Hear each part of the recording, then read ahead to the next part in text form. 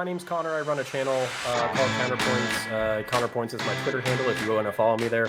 I'm pretty much center-right. I do have a lot of sympathies to the left and the progressives and, all that kind of stuff. But then they say shit that triggers the fuck out of me, and then I end up yelling at people for prolonged periods. So I'm trying not to yell tonight. I don't think that's going to work out. But, we'll try to have an adult conversation and try to go through, security and, violence and politics and all that kind of shit. So I'm super excited, and I'll try to give the old college try to being nice. Wonderful. I'm happy to hear it, Counter. You've been getting in a lot of yelling matches on these panels lately, so let's see if that goes in a different direction tonight. Next, we're going to go over to right-wing extremist Denims. Good one, bro. I'm a lefty on Twitch Politics. I stream lefty politics every single day, 6 a.m. PST. That's about it. Yeah. The reason why I know she's a right-wing extremist is it's only right-wingers who have the gall to wake up that early to stream. Okay. Okay, that's fair. Now I'm going to go over to Aftershock. Hey, guys. Good to be here. My name is Aftershock with a 1 instead of a T. I'm conservative. I lean very, very, pretty much right. But I do agree with a lot of, social programs that the left wants to do. It just depends on what and how we get there. Yeah, that's about it. I do stream. If you guys want to follow me, Aftershock, just 1 instead of a T. Okay. Now we're going to go over to Glockosaurus Rex. Hey, my name's Jordan, or Glockosaurus Rex on Twitch and Instagram. I'd say I'm right of center on most topics. I stream occasionally. Just an average guy, and that's about it. He's a working class Joe. We would refer to him as. He is the working class America. When people say, when Bernie says the working class, when Trump says the working class, they're actually talking specifically about Glockosaurus Rex. We're going to now go over to CTV. Yes, I am critically thinking veteran. You might have seen me before, maybe. I served 9 years on Ohio class submarines as a machinist-made auxiliaryman. I am intimately familiar with security forces, reaction forces, and how to be able to control these particular types of situations like we saw on the 6th. My plan is to illustrate why the government's response was wholly ineffective and why it is that the government is ultimately responsible for all of the shit show that we saw. So, with that being said, I'm looking forward to having the conversation, and like CounterPoints, I am going to be trying real hard to make sure that I stay calm and that we have a productive conversation. Okay. Next, we're going to go over to Central Committee. How are you doing this good day, sir? I'm doing well. You can see me at twitch.tv/Central Committee. You may know of me as Mike from PA. About 40% of my content is going to be directly electoral politics, and the other 40% of it is going to be dealing with philosophy and law and history. And the other 40% is just reminding you that 40% of police officers have been charged with domestic violence. Isn't that 120%? Yeah, but that stat is so important. We need to get that out there as soon as possible. Understandable, good sir. I'm happy you're bringing the attention to the real issues. We're gonna go back over to Radical Reviewer, who was not able to introduce themselves. Were you able to get your mic working?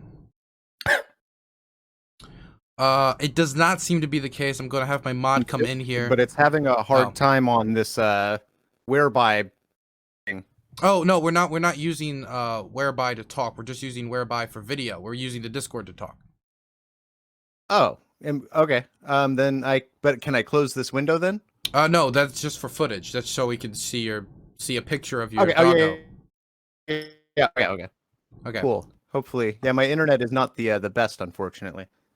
So I'm sorry to hear that. Would you like to introduce yourself?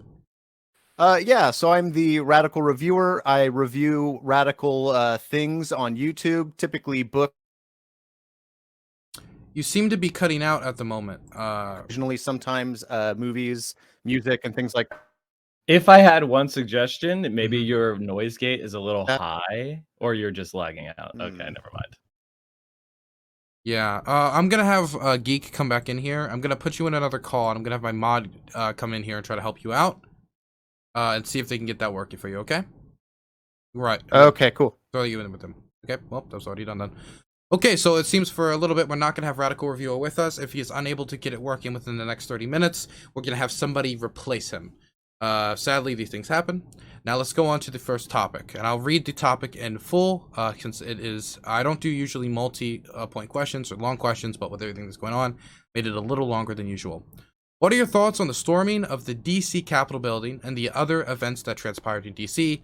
What about the fallout from those events? Now, before we start going around the room, let me hit some ground rules. I have this notepad right here. If you are unable to speak on an issue because you're just not good at like throwing yourself in here, please raise your hand or write it down, and eventually I'll get over to you. That should be kind of a later resort if you're not able to budge yourself into the debate format. We don't say anything that's TOS. Obviously, I want to keep my channel secure. I want to keep it alive. We do not at or respond to anybody else on this channel in the Twitch chat. So if you want to have a debate back and forth, don't start adding each other in chat and going back and forth.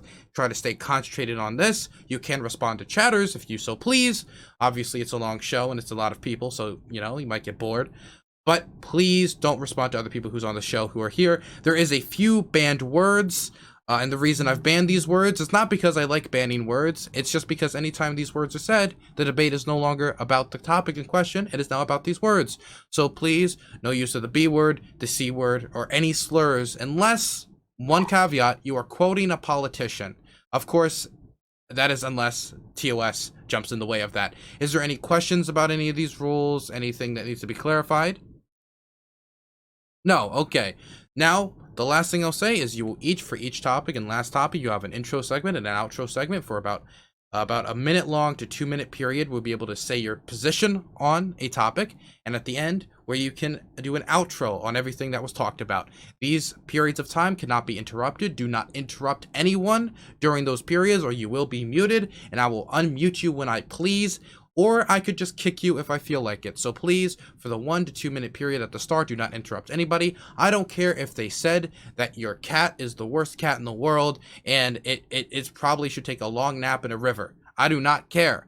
You don't at all respond to that. Are we all clear? Wonderful. So I will restate the question very quickly. What are your thoughts on the storming of the DC Capitol building and the other events that transpired in DC? What about the fallout from those events? Great. We're going to start in the bottom right-hand corner with CounterPoints. Yeah, so I'm fucking pretty livid and torn, and I think this shit's been going on. This has been coming to a head for like 4 years. So I am a huge person who believes in the balance of power between civilians and the government. Mike from PA and I actually had a debate a few months ago where we actually talked about whether or not human beings would be able to take on the federal government with all their drones and tanks and technology, and he insisted that they couldn't. And yet 300 men in fucking Sasquatch diapers were able to somehow storm the fucking representative body of the most powerful country on earth. So while I think that's cool to indicate that there is a balance of power between the people and their government, it was for the stupidest fucking reason possible, which was basically these people believe that an election was stolen. Whenever you ask them for evidence, they basically don't listen to the counter evidence that you offer in order to debunk the things that they're saying.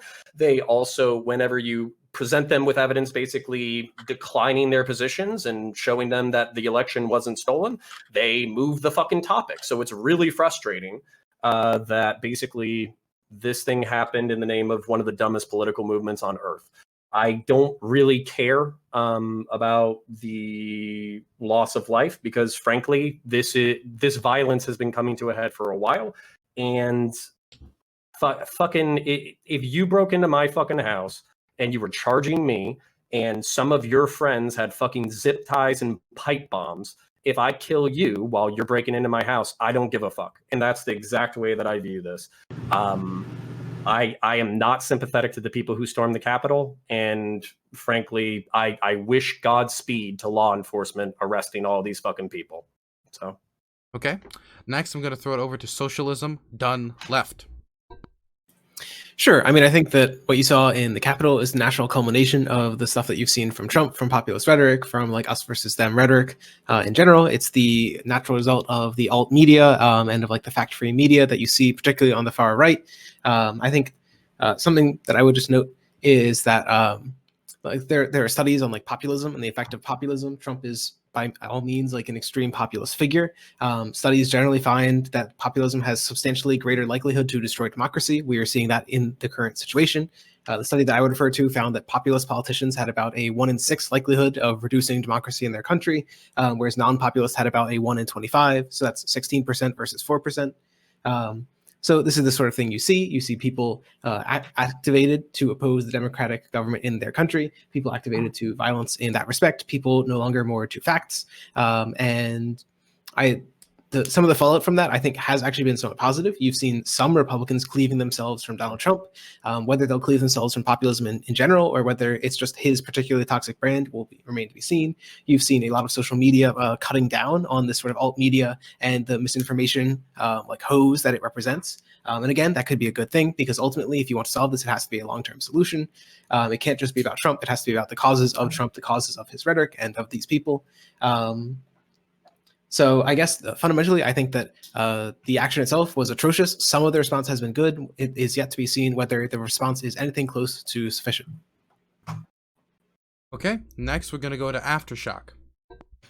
Okay, I have some notes here. There's a lot to cover, so I'll try to be fast. I think what happened in DC was horrible. I think it was disgusting. I think Republicans, every Republican that was there, everybody that was there just completely fucked up. I think Trump fucked up. It's disgusting, and I think it set back the Republican Party for at least 10 years. I don't think they understood that the left, how much power the left has. The left controls the narrative. The left controls the institutions. The left controls what we talk about, how we talk about it, and when we talk about it. And I don't think they understood how to send a message properly and effectively. And I reject them outright, and it's horrible that they did this. The election. I'm glad that Pence didn't do what Trump wanted him to do. I don't think he had the power to do so, and I'm glad he didn't. The Constitution does not give him that power, so, and I'm glad that he didn't set that precedent, because if you set that precedent, you ultimately give the vice president the power to, just reject the results of the election just because you don't like them. And if you don't agree with that, I think you're too worried about your side winning than fighting the truth. I personally don't think the election was rigged. I think there are some things that we need to take a closer look at. I know that there was like the Texas case that was dismissed because it had no standing. They couldn't sue on behalf of another state. There was also the Pennsylvania case, apparently, that the judge ruled that it was okay that the poll watchers weren't allowed close enough because it didn't specify the distance. I could be wrong on that. I'm open to being disproven, because I didn't personally care too much about the rigged election. I just took the L. But rigged ultimately doesn't mean somebody was in the computer and put in code and switched votes, right? Sorry, Dylan, if I go too long, just shut me up if you want to. Rigged can mean, like the media. Ultimately, the media was against Trump from the start. They've been for 4 years. They've accused him of so many things that some were true, some weren't true. But I think you'd be disingenuous to say that all guns were pointed towards Trump. Of the media. So back to DC. Let's keep in mind this is new. There's still information coming out of it, so we shouldn't, take everything that we're saying as gospel. I don't think it was a coup. I just think it was a bunch of dumbasses. There were journalists on the ground that literally said they were just fucking dumbasses taking pictures, taking selfies, on Snapchat. People were literally just, rolling and smoking weed there. I think there were some people that, were going there to do some shit. Yeah, sure. But ultimately, where was the left when, Black Lives Matter was doing this? I think it's disgusting that, you have this horrible double standard. You had the left, cheer for this kind of stuff. And I think it's disgusting. Go ahead. Okay. Denims? All right, I'm going to try and keep my opening statement to my opening statement, and when we argue, I'll keep that for the next segment. But I think that the weirdest thing in the world is all of the, just average bystanders and also personas online and people like Tucker Carlson or Tim Pool or whatever the fuck, who are distancing themselves from Trump and also simultaneously saying shit like, you see, this is the left's fault. The right might have charged the Capitol, but this is the left's fault. I don't know how they did it, but they did it somehow, whether it was plane loads of those Antifers, or you don't understand. We were pushing back on cancel culture. Like, it's the most insane thing just ever. I am happy to hear people who, maybe are less susceptible to the ballot fraud bullshit, because we know that it's not real and every case seems to be faltering. It's a really sad state when someone like Mitch McConnell gets up on a stage and says, hey, we've been through every case, Trump. We've lost by a gigantic margin. This isn't even a close election. This is the most insane thing. Even if there was some, ballots that were fraud, like, this margin is gigantic. This is completely normal for an election. That's a really sad day when your own party is trying to distance themselves and then also weirdly is blaming the other side for some bizarre reason. Okay. Next, I'm going to throw it over to Glockosaurus. Well, I'd say as somebody who served in the military for 10 years and someone that grew up just outside of DC, I thought it was like just tragic watching what happened to our state capitol. I have been there many times with my parents as a kid, and then I've also taken my own family there just to look at the history and all the great stuff that's there. And it was really just disgusting to see it being completely disrespected and just torn down. And we're hearing stuff that some like irreplaceable artifacts from American history were damaged. Not to mention all the paintings in the rotunda were, probably have tear gas and all kinds of shit all over them now. So, who knows if they're ruined, but I think it's horrible. I think the people that did any of the destruction or were responsible for any loss of life need to be held accountable for that and punished, and need to be made an example of. I do place a lot of the blame on that rally prior to the protesters breaking in. Didn't help that they got riled up from that, but I don't think this is just the right or Trump's fault. I do think that there is some blame to be placed on the left for pushing these fringes of people into a corner and making them think that this was their only option, that they had to do this. And then not to mention major political figures and major people in the news praising the violence we saw all this last year from the protests over Black Lives Matter and things like that. I know the majority of them were peaceful, but there were still these outlying events that they seem to cover up for and make excuses for. And I think that just emboldened them to think, hey, if this is okay for them, then this is okay for us. Again, I think it's wrong, but I think responsibility needs to be shared on all sides for this. And I think going forward, if we don't change the way we handle these things or the way we handle dissenting ideas, especially in politics, it's just going to get worse. Okay, next we're going to go throw it over to CTV. All right, well, I spent the majority, like pretty much the whole day, actually covering what was going on, because specifically I was worried about Dylan and I was worried about Touring News because I knew that they were there in the Capitol. I watched the entire Trump speech. I watched everything that he said. I watched as the rally members started making their way over to the Capitol. Since then, I've been able to watch video where the police actually started taking down the barricades and allowing people to come in closer towards the steps, because there's a specific parts of DC how it's broken down where people are allowed to go protest, right? So, but at the point where they started taking down the barriers, right, that was the dam, right, that was holding back the water, so to speak. So when the engineers that designed this thing, right, they said, hey, we got this line, we can hold it with guns. Anybody comes past that, you're going to get fucked up until at least we get back up in. They didn't do that, right? So responsibility for this entire event is on the government, because at the point where they didn't understand that they weren't going to be able to hold these people back, they should have threw up their fucking hands, evacuated the people, and not been willing to fucking kill somebody, right? Point blank, period, end of discussion. The same argument was made back earlier in 2020 with regard to the federal judge houses or the federal courtrooms out in Oregon. So it's the exact same thing here. Is it fucking appalling that people were breaking in? Yes, it was, right? So also, when it comes to the different groups, Trump supporters, BLM, all of this, there is at least one confirmed Antifa BLM member that was there. So unless you're trying to be disingenuous during this conversation and say that they weren't involved at all, right? Because if you say that, there's no way for me to engage, because clearly you're just only fighting your side bias and you're not trying to be real with what's going on the ground. So I'm curious to see how everybody else feels about this, because I'm putting this on the entire government.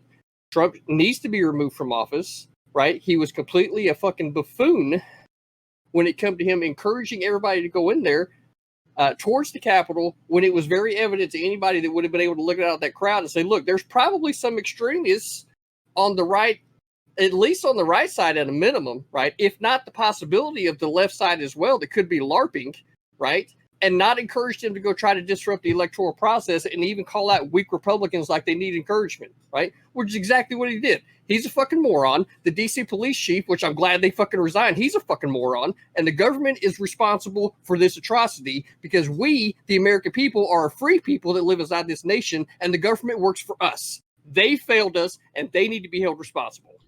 You mean the Capitol Police Chief? I thought it was the Capitol Police Chief, not the DC. Okay, just wanted to make sure. If the DC Police Chief sound, that'd be fucking gigantic. Okay, next we're gonna go over to Mike. So pretty much everything I heard from the right was nonsense. We know that the group was a right-wing group that came directly from a Trump speech. It was 1 mile away. They walked over. It was planned well ahead of time, openly on social media. Donald Trump specifically called on them to, quote, fight for him. And when we've seen multiple media interviews of people going in there saying that their goal was to block the Electoral College count, there was no Antifa there. The two people that were supposedly from Antifa, actually the facial recognition website that was pulling from a Philadelphia area anti-fascist website, and those two people that were supposedly Antifa were actually on their page, local fascists page. They're well known as fascists in the Philadelphia community. If you look at all the major figures that were there, Nick Fuentes, Baked Alaska, there were 6 different Republican state legislators that were there. One was just arrested by the FBI out of West Virginia. This was a 100% right-wing thing. So why were they able to push in? This is the most disturbing part of all. The police let them. The police did not give them any kind of resistance. There was no announcement that it was an unlawful assembly. There was no serious and concerted effort to use things like riot shields or crowd control munitions or rubber bullets. It was sporadic, and there was maybe 1 or 2 canisters that were fired. But for the most part, the police allowed these people in.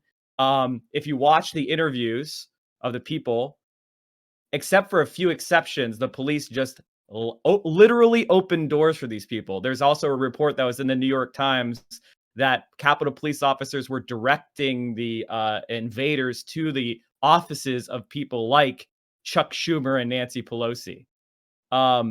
Every single one of these people, without exception, was a right-winger. It was full of proven white supremacists, fascists, which the right wing, especially pro-Trump movement in the United States, is full of.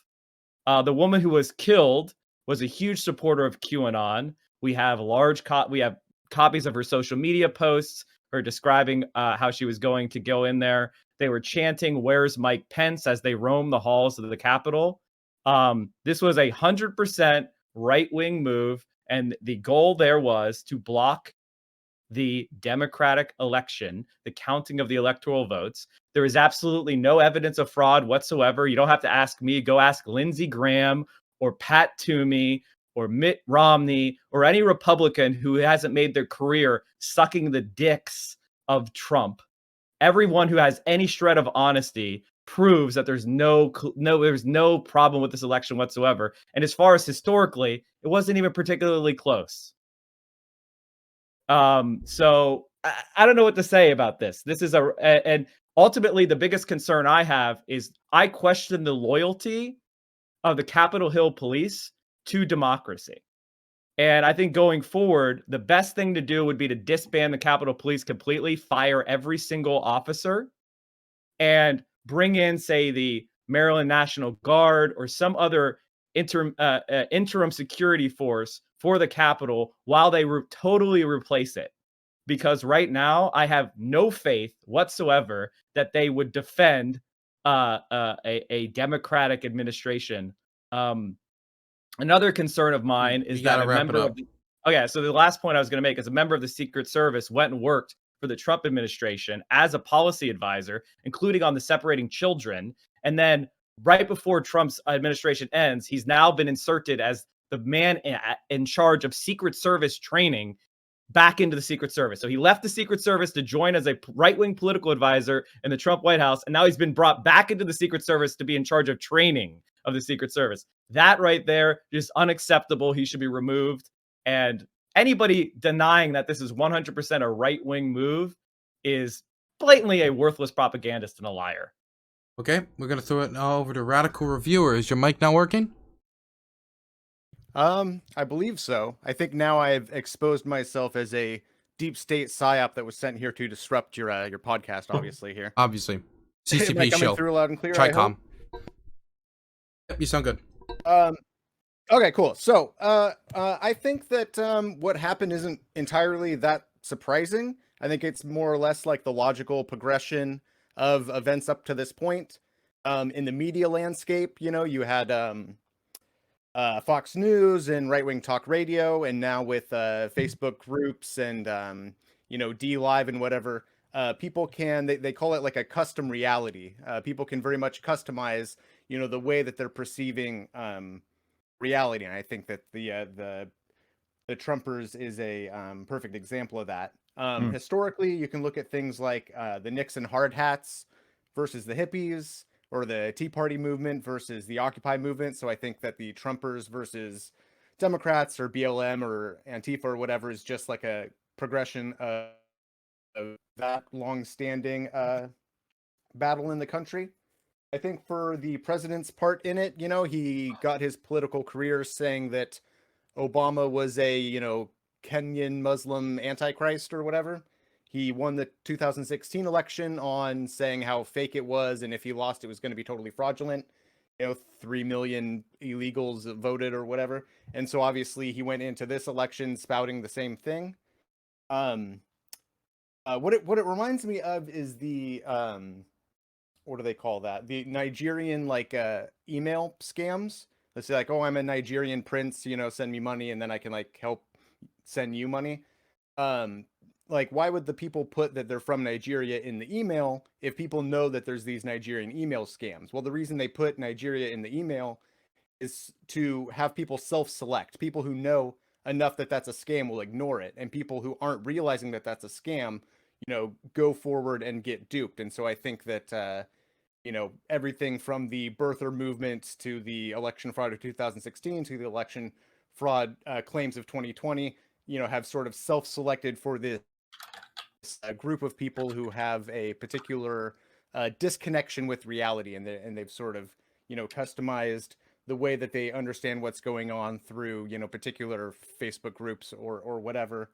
And so yeah, I don't think it's really that surprising at all what took place. I think that the fallout of it is going to be either on the smaller end. I worry that the Republicans that sort of went along with Trump riding his coattails as far as popularity goes, I think that those Republicans should be looked at just as villainously as Trump. But of course they, were saying that it's, they disavow it and stuff. And I think that they're going to get away with separating themselves from Trump last minute. And the fact that they went along with him the whole time is going to just kind of be ignored. Unfortunately, hopefully that's not the case, but I suspect that will happen. As far as doing the 25th Amendment or impeachment or whatever goes, I think that if there keeps being talk about a return to the Capitol on the 20th, people talking about returning, with arms on the 20th or whatever, if there seems to be some credible, if those claims seem to be pretty credible, then maybe, moving forward on some sort of impeachment or something is necessary. But you know, if Trump or whoever kind of puts a We gotta tamper on wrap that this and up. it's like, yeah, that's all basically. Those Okay. are the two things I think. So it is now open to the floor. I will say though, due to the historic nature of these events, it might happen that this topic might go a little bit longer than usual, and we might have to scratch one of the other topics off the list to make more room for this one. Obviously, what happened was history defining, so I just don't want to.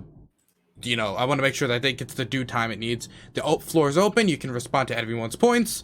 I will say I will not police your niceness, but I will ask you all to do your best to be polite. You may go. I think one of the things is people acting like this was some sort of especially boisterous crowd that was difficult to control. That's not really the case. The police just did not deploy with riot gear. They did not deploy with any of the normal, like for example, the Black Lives Matter protests in DC over the summer. They had the National Guard out with riot gear. They had scores and lines of police ready to defend it. And the thing about this is, it's not like it was a secret. This isn't a surprise. Like, this was an event that was being blasted everywhere in social media. For example, before the 6th, on my very stream, we covered a bunch of posts on the Donald subreddit where they talked about how they were going to fight for the country, and I gave a speech to my children that I might not return. If I was aware of it, if other media personalities were aware of this did not take some sort of deep human intelligence to figure out that there was going to be a bunch of people that were threatening and menacing Congress. And you could say it was incompetence, but all you have to do is go look at all the coverage that we extensively reviewed on my stream today. Go watch my VOD, and you'll literally watch and see cops posing with selfies with the people as they broke in, literally opening doors, helping clean tear gas out of their eyes, steering and pointing them to different places within the Capitol. Like, all of this. So we had a large segment of the Capitol Police that not only didn't want to stop them, was actively aiding them or just standing by idly as the people wandered into the Capitol. This is just reality. Now, the Capitol Hill Police gets $500 million a year. They have hundreds of officers. They have the DC local police, the city police. They have the DC National Guard. They have the ability to call on both the Virginia and the Maryland National Guard and state police if they need additional forces. This had the Capitol literally had a joint session of Congress and the vice president, and there was no security. That, to me, is more than just a dereliction of duty. There is a dangerous lack of a submission to civilian authority. There's I agree with you. I agree with you on that. So and by the way, the right wing, this is 100% right wing. There's no Antifa. Oh, you're saying that, right? So, but I'll go ahead and keep on the point that you were talking about, so that's that. Which is that the DC police, right, were wholly fucking inept at handling this situation, right? Because as a matter of fact, they even requested the National Guard to be there, right? And then the Department of Defense turned them down, right? So they made it ain't like they can say that they weren't aware that the situation could escalate because they had already requested the National Guard, right? So because of that, and then with them not having the people there, it begs the question in my mind as to why the government did not already have the fucking people there. So you say government to contain this situation. So there you go. So now, so for example, so this is under Trump's. This is Trump's administration, and they have had a concerted effort under Trump's administration to undermine and this is where you're just going to specifically try to tie everything. Right?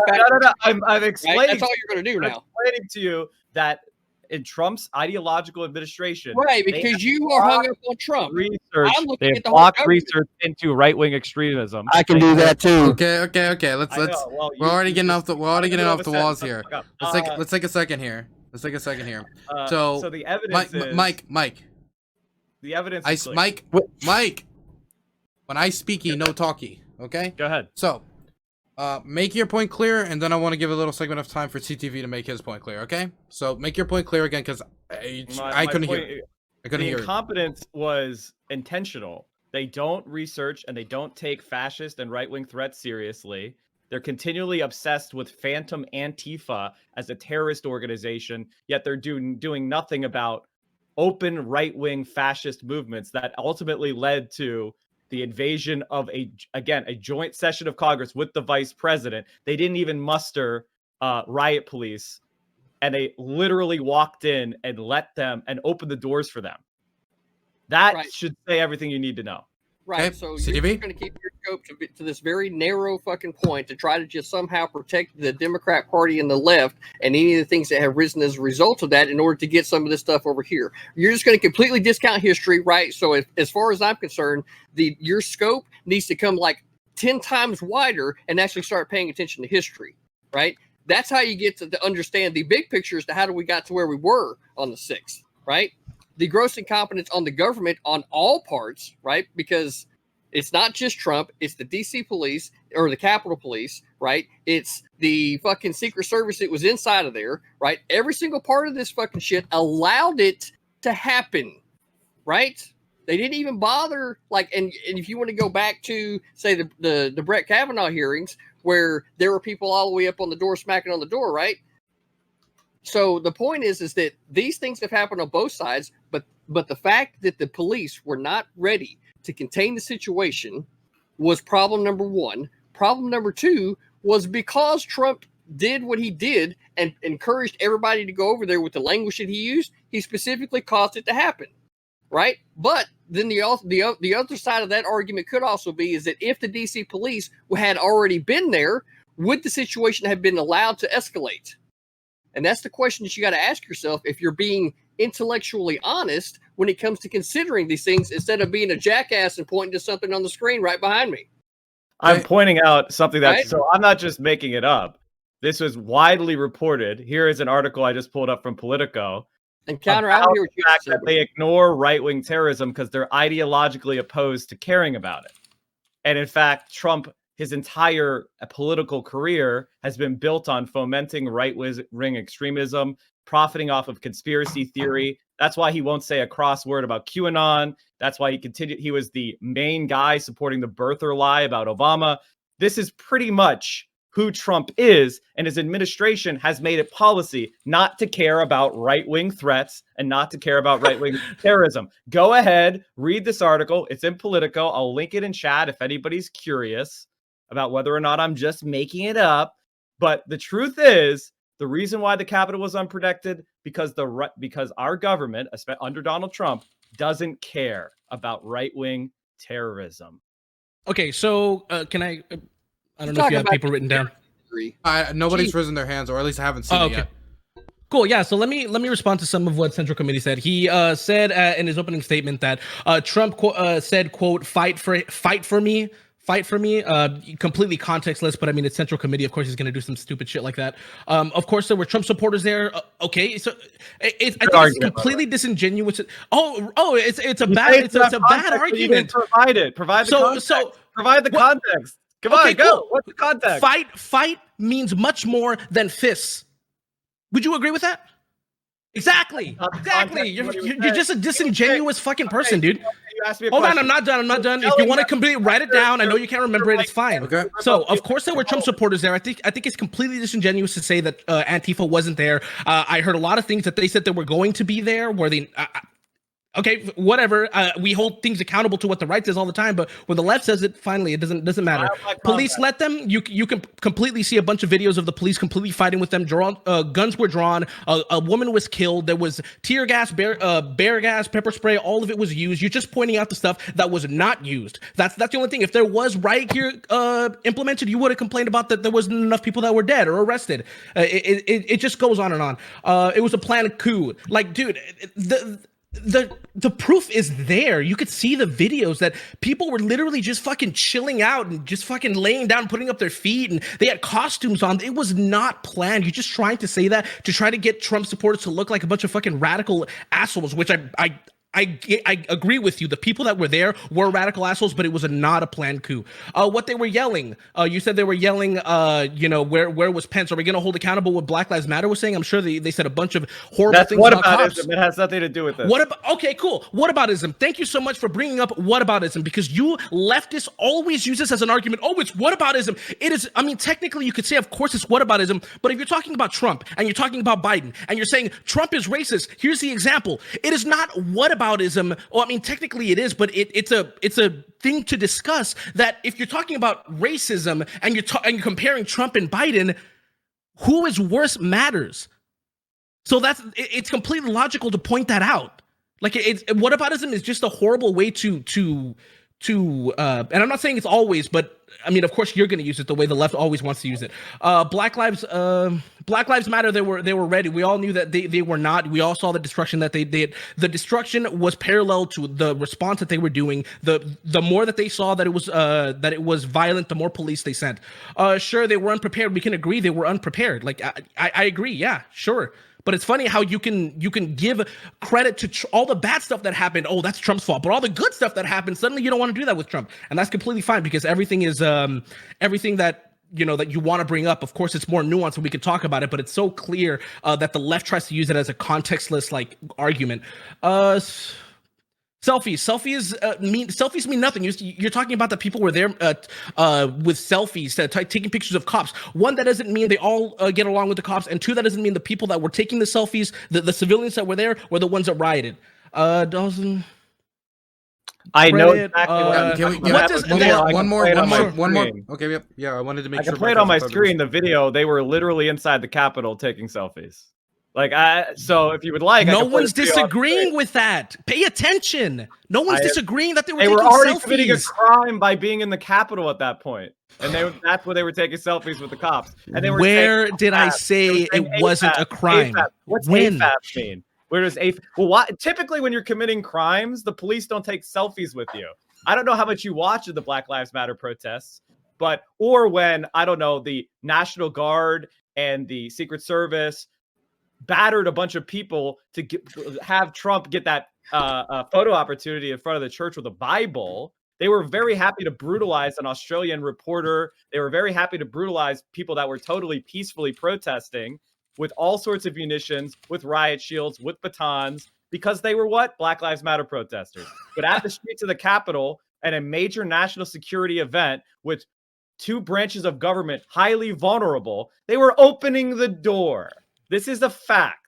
I don't know what else to tell you, but to deal with the fact. And yes, it wasn't organized because the right-wingers were surprised that they were just allowed to waltz in. That's the thing that concerns me. Okay. Because if 10 or 20 really hardcore guys came in there with a plan to kill Congress, they very well might have been able to do so.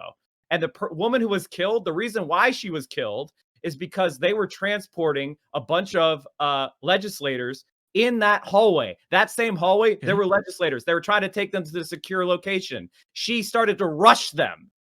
So what you're saying is that because they didn't start doing this shit earlier, like they should have had, because they had a full hour and 15-minute notice, right? When the fucking barricades outside of the fucking Capitol were being pushed back and forth, and the cops are picking them up and trying to push the crowd back, right? That wasn't evidence enough for them to get off their ass and start doing their fucking job.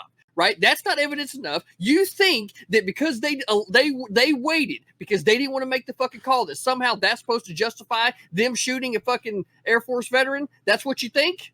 I think is that what you think? I think when you have already committed a crime, you're inside of a very secure area. You're told stay back, stay back. The weapons are drawn. Is anyone else hearing that? The government the representatives are right there. It's radical and you rush aggressively at them. Maybe it's reasonable for them to fire one shot. I can't hear anything he's saying. You can't hear what I'm saying? No. Does anybody else hear that? I hear like a You're getting a Discord it's a Discord call. You gotta radical reviewers cancel the call. Breaking down. Cancel. Yeah. Oh, boom. Okay, cool. Yeah. I don't hear shit. What? Don't worry about it.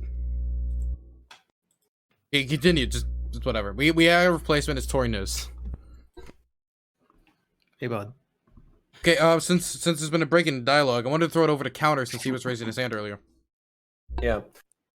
We're largely arguing about something that doesn't matter. Basically what you guys are really arguing about or contending is, were the cops intentionally understaffed in order to help with a fascist coup or Donald Trump? I don't fucking know. I wasn't there.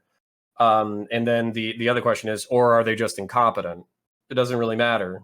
The shit happens. So you guys are fucking arguing like semantics that has nothing to do with it. The question here's what kind of pisses me off about it. And this is what pisses me off about this conversation. we're the people on the right who are making defenses, they're saying, oh, well, you know, the left instigated us. And then the left people are saying, no, we never did anything wrong or whatever. And I'm so fucking sick of this fucking mentality, because it's literally what allowed this situation to happen in the first place. This total lack of accountability, saying, hey, there's some fucking lunatics on my side. Some people do some shit wrong. Maybe the cops fucked up. It could have been administrative. It could have been incompetence. It could have been intentional. We don't fucking know. There's so many fucking things going on here to just like, why don't we all take fucking responsibility? Why don't we all say that we fucking, that like, hey, we're responsible for the divisive rhetoric. The toxic nature of Twitch politics is indicative of a broader conversation that's gone completely fucking haywire. We're incapable of having adult conversations about serious fucking subjects. We're incapable of communicating facts to our fellow citizens in a way that they find convincing. The conversation is so much broader about how we got here, rather than are the cops malicious or are they just incompetent? So I don't care if you guys want to bitch and bicker about that fucking shit. We can just do that for the next 2 hours. But also, if you wanted to expand your view and kind of say, how the fuck did we get here, and how do we make sure that we never get here again? That would be more productive than this. You know, I absolutely want to agree. I think that relitigating what happened on this one day is virtually meaningless unless you want this whole conversation to be about whether or not we should propose some reform to like the Capitol Police. And I don't think many people here have deep beliefs about the Capitol Police before yesterday. So I don't think that's very important to the general conversation. No, we should talk about exactly as counterpoints. I disagree with broader issues. If you know anything about governance in the United States of America, you understand that our military and law enforcement branches they're under what's known as civilian authority, civilian control. They're not independent. They are subservient to elected officials. And what we have right now is a dangerous situation where people like subservient. They can change it tomorrow. General Flynn, there's a growing tide. Congress can change it tomorrow. They're still subservient. Can we move on? Okay, but they have to change it. And I see no indication whatsoever that there's serious reform being contemplated outside of firing a few high-level officials and making them scapegoats. We have a serious problem with the culture of in the United States of America. You don't even like cops. You started this entire conversation with like a 40% fucking meme about fucking domestic. I don't like cops. Absolutely not. You don't, especially the American culture. You don't like them. You don't care. You're not willing to extend them any level of accountability. So why the fuck would I listen to you about reform? Okay, listen, Connor. I know that you like to put your words in other people's mouths. Just speak for yourself. I'll speak for me. Okay. Okay, I'll speak for you because you just fucking said it. You don't like cops. Why would I listen to you about reform? On top of that, you're basically talking about things that they're not even close to fucking relevant to what I'm saying. Hold on. So let me concede a portion of reality to you right now. Most cops, most security establishment, most military have right-wing sympathies. We completely agree on this. As a matter of fact, I think almost everybody here is evidence of that, because we have, I think, 3 veterans on the panel right now, and every single one of us identifies as some level of right wing. So you're completely correct. However, first of all, I would say that the type of people who are aware of the news, the type of people that Central just I don't want to write shit. I didn't say that at the beginning because most of the people here have been here before. When I speak, no one else speaks. Okay, wonderful. Now, because I'm just trying to make it so everybody can say their shit. Counter, you say your thing. Mike, I'll give you a period to respond, and then we'll go to the rest of the team here who haven't really been able to comment yet. Denims, Glock, etc. Okay, so Counter, you may go on. Thank you. Yeah, Mike, when a comedian is like setting up like a punchline and then he says the punchline, you literally interrupted me before I got to finish the point. So if you want to interrupt me, or if you have something to say, wait till I finish the fucking point, okay? And then you can object to whatever the fuck I'm saying. Okay, so the fucking point that I conceded was that the right wing or security establishment sympathizes to right wing. You want to disband the fucking Capitol Police. Well, let me fucking tell you, the National Guard probably have a fucking right-wing bend. The military probably has a right-wing bend. The police that you're going to hire afterwards have a fucking right-wing bend. It's just the fucking nature of the beast. Temperamentally, people who serve in the security establishment are going to tend more conservative than they are liberal progressive. So there's people like me who have liberal progressive sympathies, but let's just face it, I have some fucking chud takes. So your fucking solution has nothing to do with actually solving any kind of problem whatsoever. It's just a way to fucking throw a wrench in the fucking monkey gears. And we're talking about the security establishment. And basically what you're fucking saying is they should have been more aggressive. Well, guess what? We both fucking agree on that. I don't even think there's anybody here who disagrees with you on being aggressive. Even the closest person that you basically called an asshole for his opinions, CTV, agreed with you that the security establishment was fucked up and didn't do their job. So no one's disagreeing with you. So stop beating us over the head. You with are the fucking disagreeing cudgel with that me because nobody you're saying they disagrees did it with you because on. they were incompetent. I told you they did it. They were incompetent because of that was and their we disagree ideology. on this, and it's a micro point that has nothing to do with Not how a we got micro here. point. It's a very important point. Well, considering that you can't actually pull that information direct. One moment, CTV. I'll give you a period to talk about after, but Go ahead, let everyone else talk, You please. sure? Okay, CTV, you can go on. Well, considering that you can't actually go into these people's brains and be able to pull out exactly what they think, and all that you can really do is either A, know every single word that they have said ever, because it's not like people say one thing behind closed doors and one thing in another, right? Right. So since you can't fucking do that, let's just all agree on incompetence, because that's something that we can fucking prove. Otherwise, you're just being disingenuous, right? And being a fucking LARPer. So like these are you really people? Who are you going to replace them with? More conservatives. So it doesn't do anything. What the fuck are we talking about? In a little bit of more productive direction, Mike, what specific or concrete reforms would you want to see be done? Now, you said you wanted to expand the entire thing and just restaff it. Okay, but in addition to that, what would you actually change? I mean, if you're telling me to design a police station from the ground up, I'm arrogant enough to do it. But the answer is we need to have a political acknowledgement of what's going on with our political forces, within our police forces, law enforcement, military, and we need to make a concerted effort to balance it politically. We need to advance more left-wing people in law enforcement and the military. We need to consider having officers whose job is to make sure that the civilian authority is respected, that they police the ranks. So I think that we already are in this scenario, Mike. So just yesterday, Biden said he's going to do a whole radical extremism task force. He's going to try and work with all these national law agencies to expand.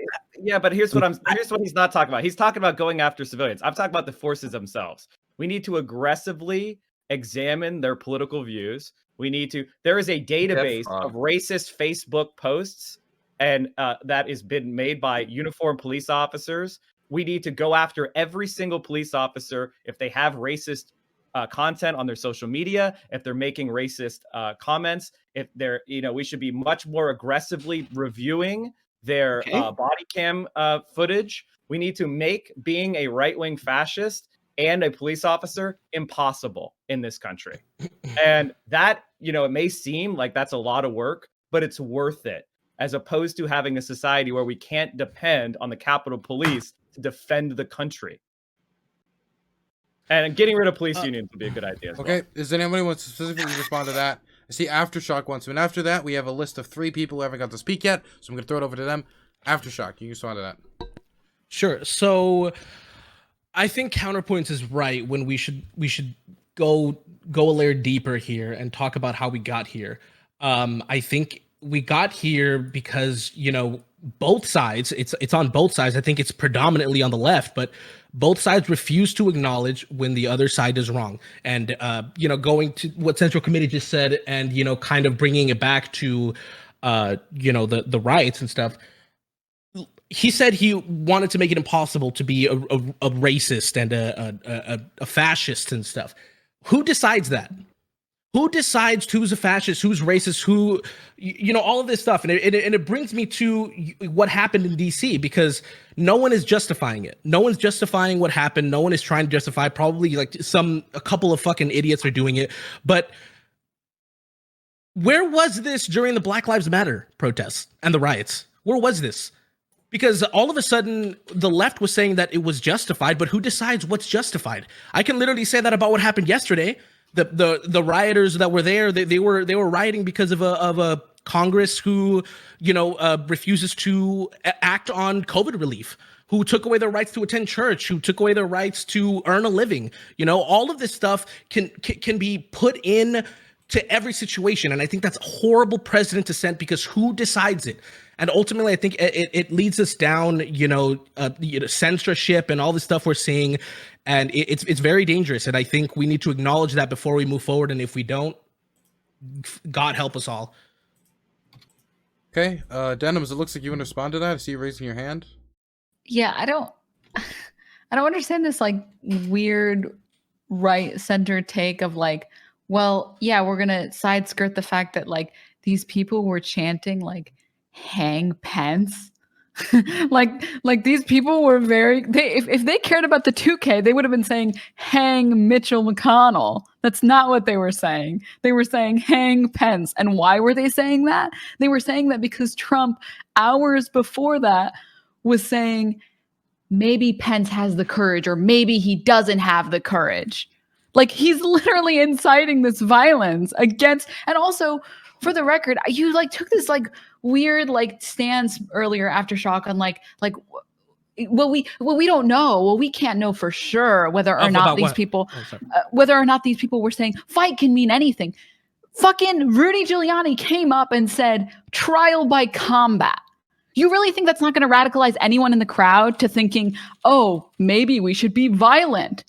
You think screaming out the words combat to people is going to be like, he must be talking about combat in the marketplace of ideas. Like, this is insane. Like, this is such an insane, like, plausible deniability of like, no. That's not what they meant. That's not what they meant. I think I'm mostly in agreement with half the stuff CounterPoints has said. I think that, like, sure, maybe there are some things that are like, yeah, the cops are not doing this, but like, I haven't been able to agree with a single point you've said, Aftershock. It's like insane how much you like blame like the left for the fact that the right was at this protest / riot literally charging on that. in. How on earth did I say that? One moment, Aftershock. I'm gonna give me a moment. You're gonna respond. I just want to make clear the pattern. You're gonna respond. Sure. I'm gonna have Glock go in because Glock raised his hand. He hasn't spoken yet. And then after that, we're gonna go to Taurine, who is actually there and is being very kind and being a replacement for Radical Reviewer, whose internet just kind of flubbed out. So Aftershock, continue. And Counter, sure. You'll be after that.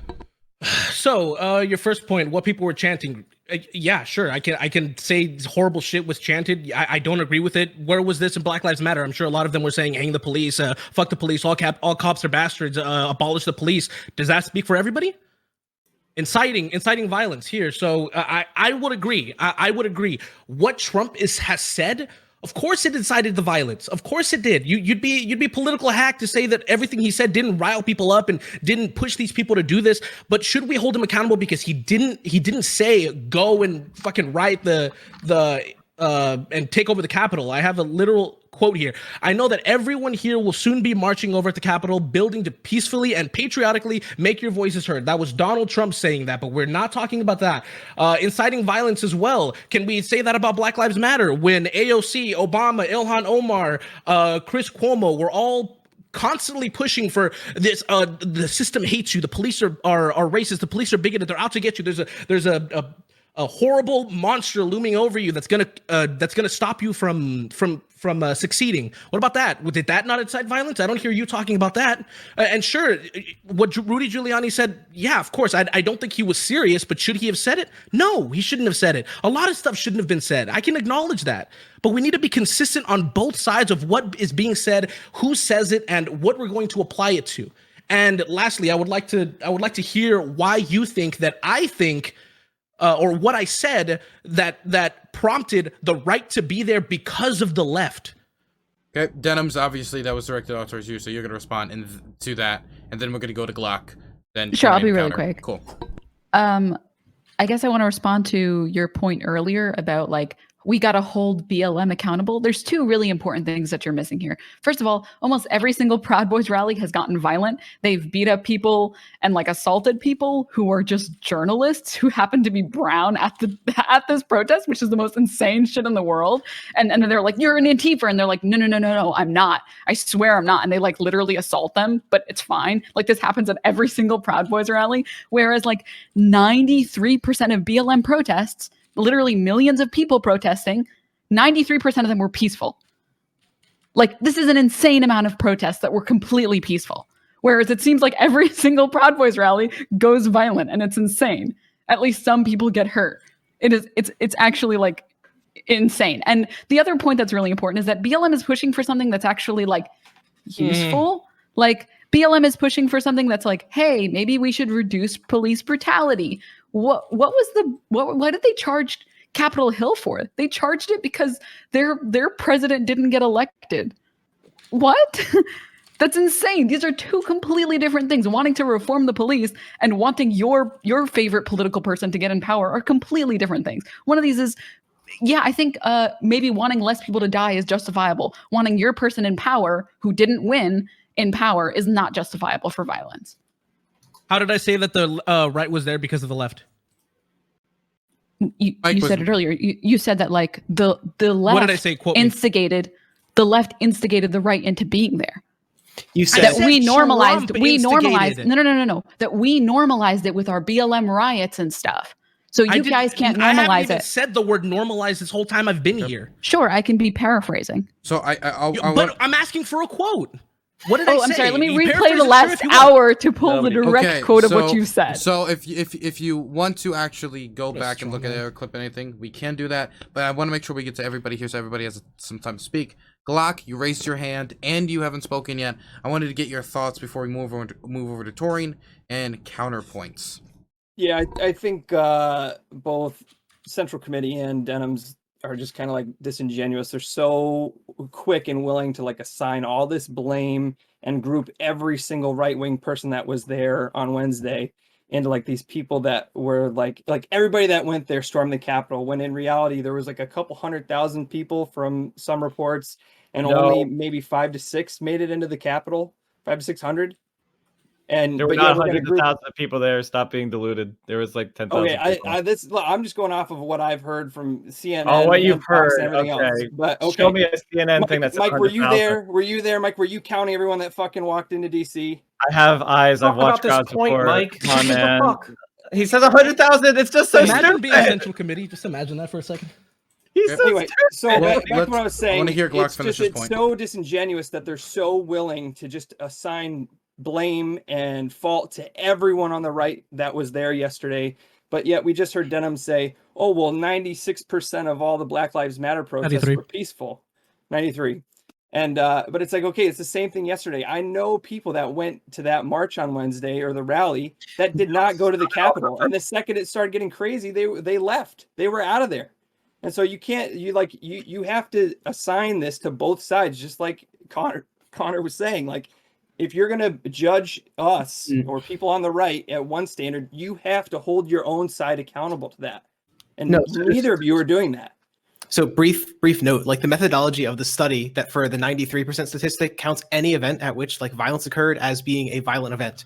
So the one event that occurred yesterday would be a violent event, even if 99% of the people there weren't involved in the violence. So by the same metric, 93% of BLM like activities just had no violence, or at least the violence as they define it, and at all involved in their event. So it's a lot more than what you're just talking about. Well, I can say the same thing about Black Lives Matter because the 93% also accounts to locations, not specific events. Yeah, it's like a location event. Like that's yeah, exactly. Just like in DC and in Kenosha, where multiple things happened every single day, or like in Seattle, where it happened, I think 100 days. That counts as one. No, it's like each day. It's each day. Nope. They literally have a graph in there. Why do you just make shit up? From each day. You can literally read the article, my dude. I can link it to you. While the article's being reviewed, or you're able to get through the article, I want to make sure we get to Taurine. I may be wrong. I'll go over to Taurine. Taurine, you and I actually were there. We were supposed to meet up. That didn't end up happening. We were both there in the Capitol when it happened. It's good to have somebody here who can go from that firsthand experience. Would you like to say anything? Have you been listening? Have you been taking stuff in? Yeah, I've been trying to listen. Mostly I was just a witness. I don't have anything revelatory to add. I do apologize. I know you brought me on to like chime in with stuff. I'm going to go a slightly different route and then we'll kick it back to everybody who's like talking. My general sense of the mood of the people there, I was, like Dylan said, right place at the right time. I was behind the Capitol on the steps from like 2 p.m. until 4 p.m. My mood sense was that everybody there was elated, was in good spirits, and this didn't exactly feel like it was going to be the last time that there was going to be like an action to take place. I cannot predict the future. I can't say like what is to come, what isn't to come, or so forth. But the blending of having a large crowd of suspecting people who are kind of there as like, I don't know, the viewer, the party goer, the reveler, the person who didn't really like try to break in or so forth, provided what seemed to be perfect cover for like the more organized factions, groups, entities, forces, units, whatever you want to call them, to engage in their stuff. So what I really am kind of just like encouraging people to do is, from my like lens of looking at past events that have happened over the past, let's say 50 years or so, things seem to grow in size, escalation, tension, inflammation, anger, violence, and so forth. So I've been trying to encourage people to pinch your pennies, cut your luxuries back a little bit, and just begin stocking up for rainy days. I think that it's just a wise thing to do for people to begin to try to work with your neighbors, try to work with your communities, try to like develop a little bit more stable of a food system, do some community block organizing and block watches and so forth. Try to get like more local, keep reducing your carbon footprint and so forth, and just think that this is it's only January 8th. This is going to be a very long year. I don't understand why 2021 is going to be a calmer year, a calmer system than 2020. Okay, I'm going to throw it over now to CounterPoints, who rose his hand a little bit ago. I'm going to throw it over to you. You can speak freely. Yeah. So okay. So this is what I mean, where I'm trying to say, let's expand the conversation a little bit. And by the way, when I say we need to take responsibility for what we're doing, what I mean by that is the right. We take responsible for our people. We say, hey, we've been talking about the boogaloo for the past 4 years, 5 years. We've been talking about, how Trump is the God Emperor. We've been ignoring all of his faults. We've been ignoring all of his bullshit. We've been propping up like, election fraud and all that kind of stuff. And we say, you know what? This is fucking bullshit. It's too fucking far. Raiding the goddamn Capitol doesn't have a fucking excuse. I don't give a shit what Black Lives Matter does. I care what my side does. Okay? Now I'm going to break my own rule. So what I would like is, since I'm willing to say, fuck the Boogaloo boys. One moment. What? Mm-hmm. Mike, Denims, stop it. You're not allowed to do it. Continue. We're not debating. No, you're not allowed. No simping towards each other in chat. Okay, continue. Briefly, conversation. Sorry, I guess I accidentally closed the thing down. I'm knocking on the whereby again. Bring it back in. Don't worry. Okay, continue. I'm sorry. My bad. Okay, so here's the thing. What I don't like to hear is, so if I personally, maybe not some other folks here, but if I personally am willing to say, right, or identify with the right, or have right-wing sympathies, and here's all the things that I think are bullshit, then just stop pretending that your side is fucking innocent too. Okay, so fucking left-wing people put guillotines outside of people's fucking houses. They fucking put nooses outside of fucking people's houses. They say fucking eat the rich. They say eat fucking landlords. Dude, I fucking see it all goddamn day. You all like these fucking memes. You all fucking share this on Twitter. You all like it. You all retweet it. All that kind of bullshit. So stop pretending that one side is uniquely fucking violent. It's bullshit. I'm sick of it. Just claim your own fucking bullshit. Okay, if I'm claiming my bullshit, you fucking you claim your bullshit. Okay. And this is where we're at politically, where we're in a fucking prisoner's dilemma, because the right wing is worried that if we let the left wing take power, 3 houses of fucking government, we're going to lose our fucking guns. We're going to lose our fucking freedom. We're going to lose our ability to work. We're going to lose our fucking ability to run businesses. The left is going to tax us to fucking death. And basically we're going to have a fucking a terrible fucking society built on pure perverse incentives. So basically, you can straw man what the rioters are afraid of, but it doesn't stop the fact that they're actually afraid of these things.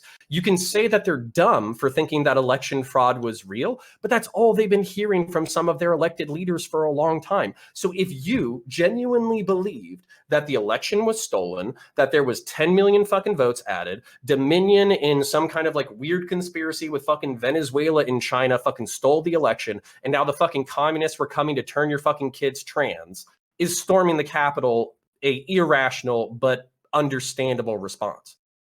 It is. But that's where we have to break past this bullshit, and we have to admit that our side's fucked up, and we need to police our own, and we need to call them fucking lunatics.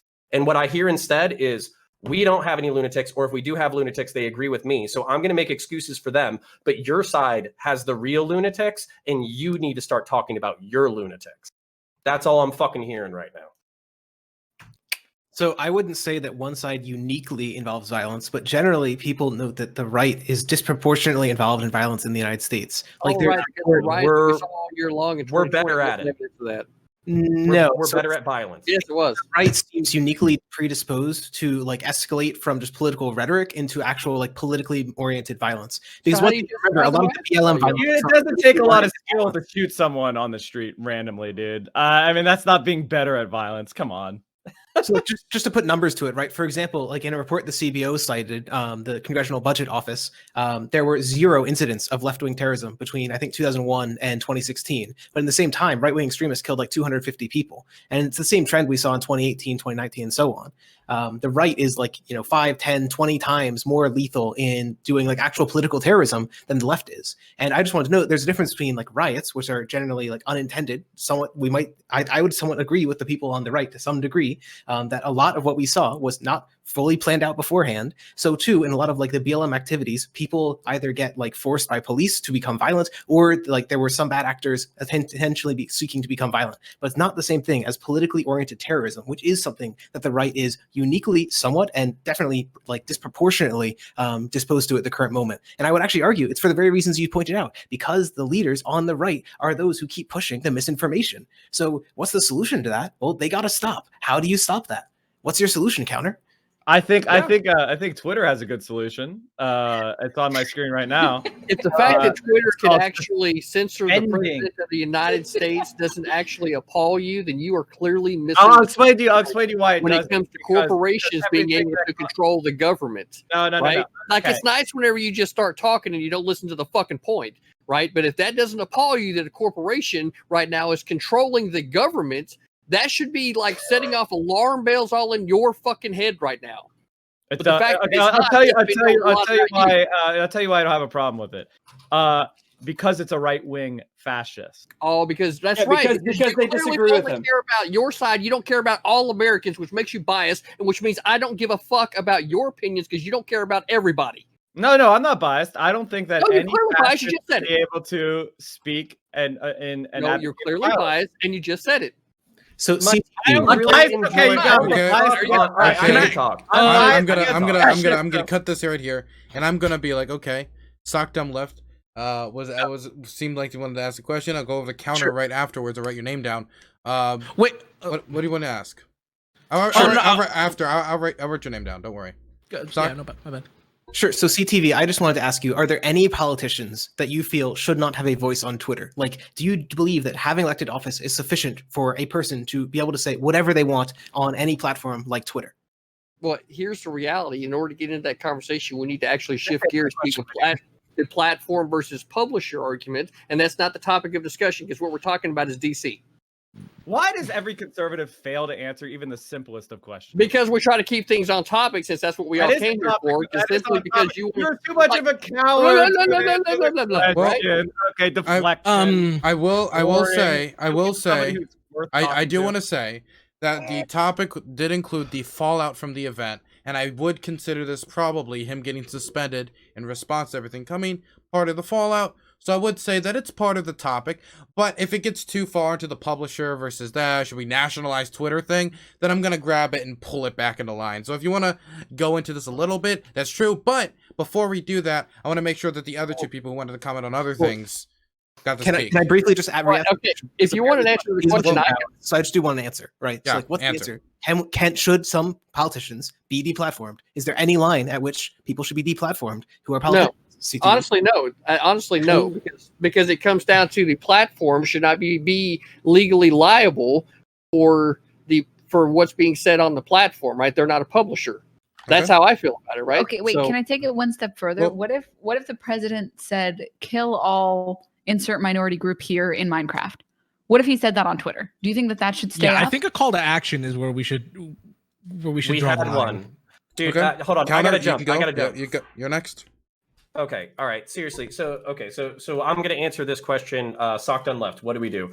what we do is we do what I'm advocating for right here, where we start policing our fucking own. We start calling out our bullshit. We call out our peers. We call out our neighbors. I was actually really heartened by what Turing said, where he was focusing on fucking like local growth, local conservatism, local community, all that kind of shit, because we have to start holding each other accountable. Because what the fuck I say on a 9-person panel isn't going to fucking matter. But what I say to my peers and what I'm willing to say to my peers in my immediate fucking circle group does matter. So that's kind of like where I want to take it. And then to answer the other question, which is, should private platforms have the ability to fucking ban a public figure? And what's the line there? My line is when you cause a fucking riot resulting in the death of a fucking Capitol police officer and a fucking civilian. That's my fucking line. So no, CTV, I fucking disagree with you. As soon as somebody starts a fucking riot that results in fucking human death, they should be fucking disbarred. And this is way, like, all of the flirting that Trump has done with fascism, like through the past fucking few years, it's been on the wall for the left for a really long time. And I'll admit that I was blind to it for a couple of years.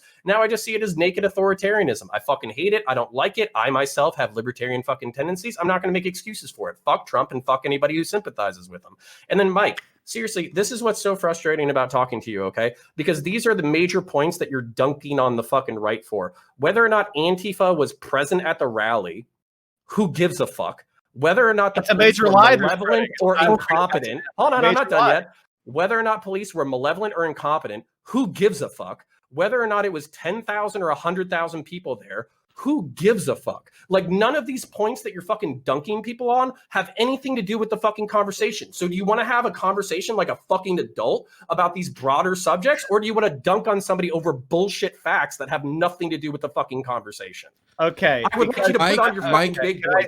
Okay. Yeah, Mike's going to get period to respond. I'm going to go to after, then Torin after, who just raised his hand. Okay, so right now on my screen, I have another example where Arthur Jones won an Illinois GOP primary, and he was the former president of the American Nazi Party.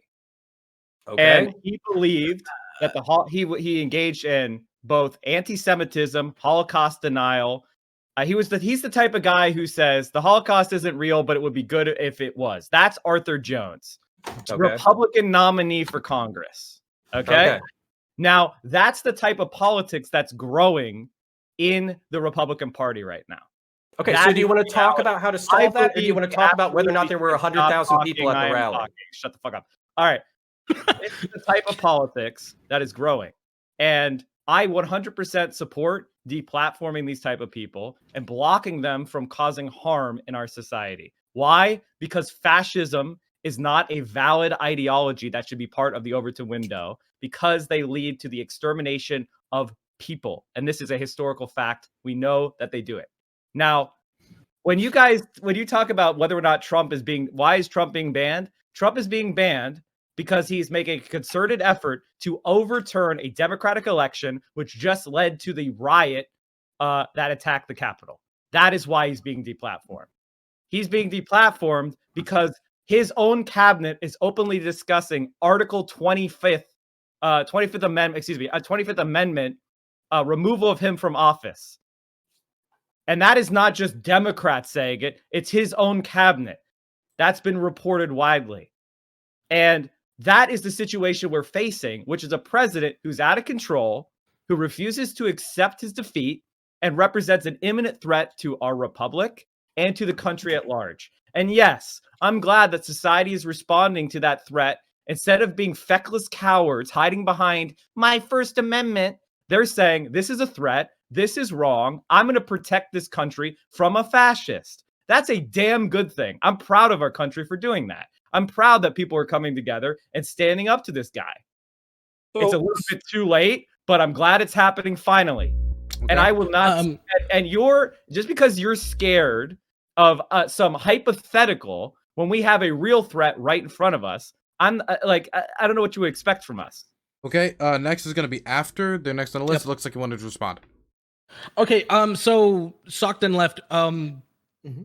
Dude, teach me. I may be wrong. I'll more than happy fucking eat my words right now. So the data that you sent me, it's violent demonstrations. Meanwhile, have been limited to 220 locations under 10% of the areas that experience peace. Under 10% of the areas that experience peaceful protests in many urban areas like Portland, Oregon, for example, which is sustained under basically saying it was counting riots by location, not by the times that they happened. Sure. So I can wrong. Sure, so I can help you out with this one. So the actual data set is location time. It's both location and time. That's why later in the article, they have a graph of Washington state protests, and you can see it declining over time and actually also becoming more violent over time. So there were a lot of peaceful initially and then a lot of violent at the end. What you're seeing is they did a specific analysis where they said, hey, in any given location, so let's say we just look at like Seattle, was there any violence there? And the answer is yes for Seattle, and it's no for a whole bunch of states. And so I think that's the one they're specifically looking at there. So for that one, they aren't looking at location time, just location. If that makes any sense. So wait. We don't. I can like talk about it more after this. Yeah, sure. Yeah.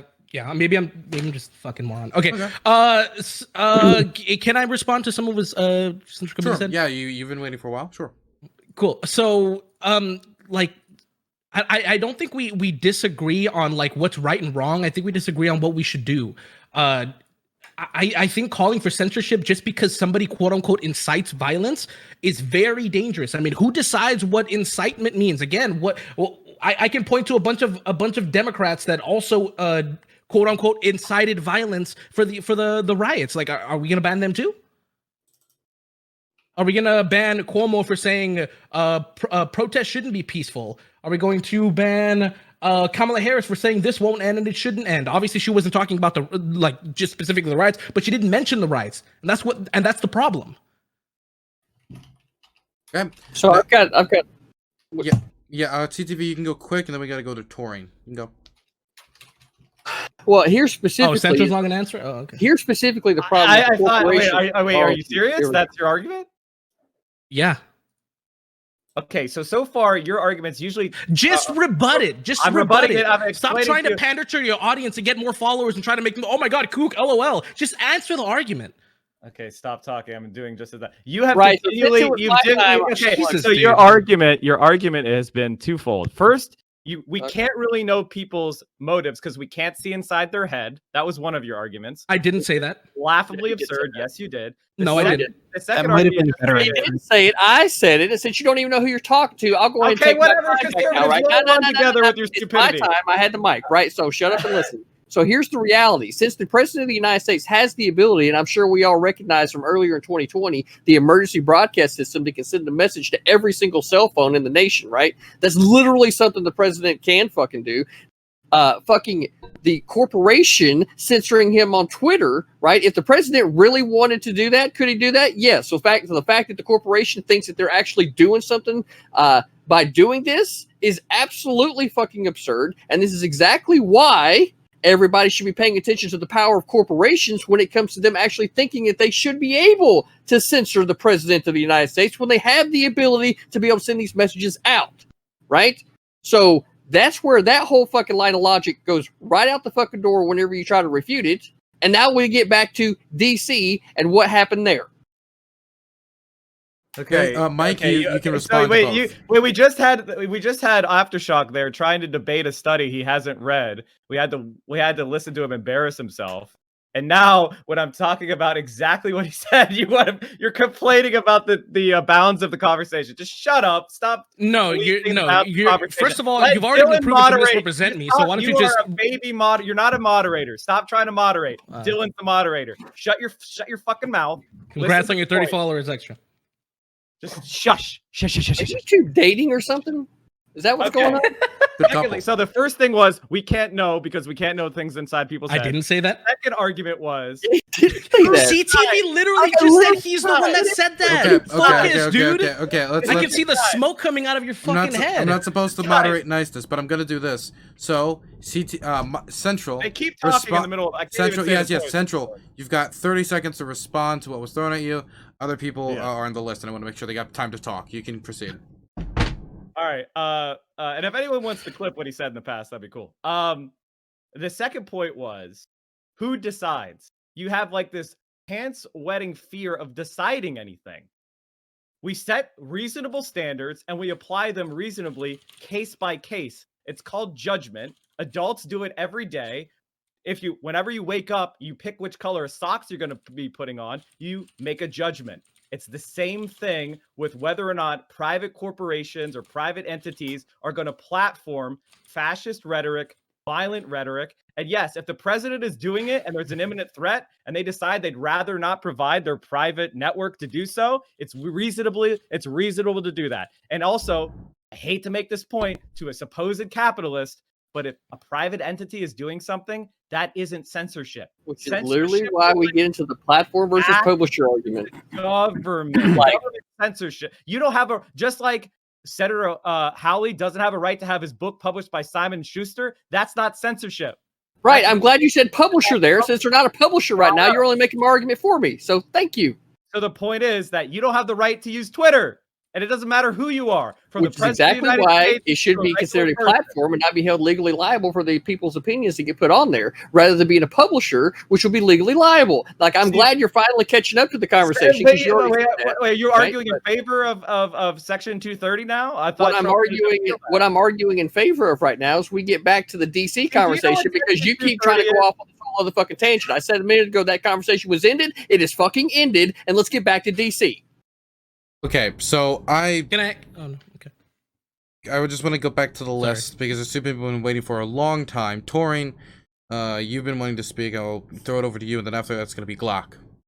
Okay, I need about a minute with Aftershock and then like a minute with Counterpoints really quick. That's fine. You haven't talked much. So Aftershock, I think early on you said that you might be in favor of impeaching Trump over the next like week or two. No, I did not say that. I'll try to quick. Sorry, if you didn't, I didn't intend. I thought that you said if there was evidence that came out that people were planning to do like another event, then you might be okay with impeaching Trump. Wasn't that something that you were saying early? No? Okay. Never mind. Completely off topic.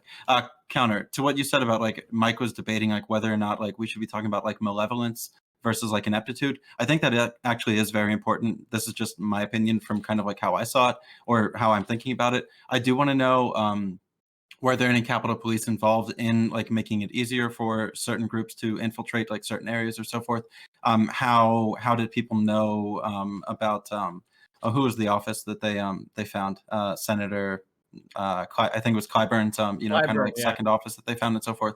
I would be interested in knowing, were there any kind of like communications like back and forth? So I think that it actually is kind of like important to have that discussion to see like where the actual security vulnerabilities are. Additionally, I think that you were kind of alluding to, or many people here were saying like there do seem to be some problems deep within police forces.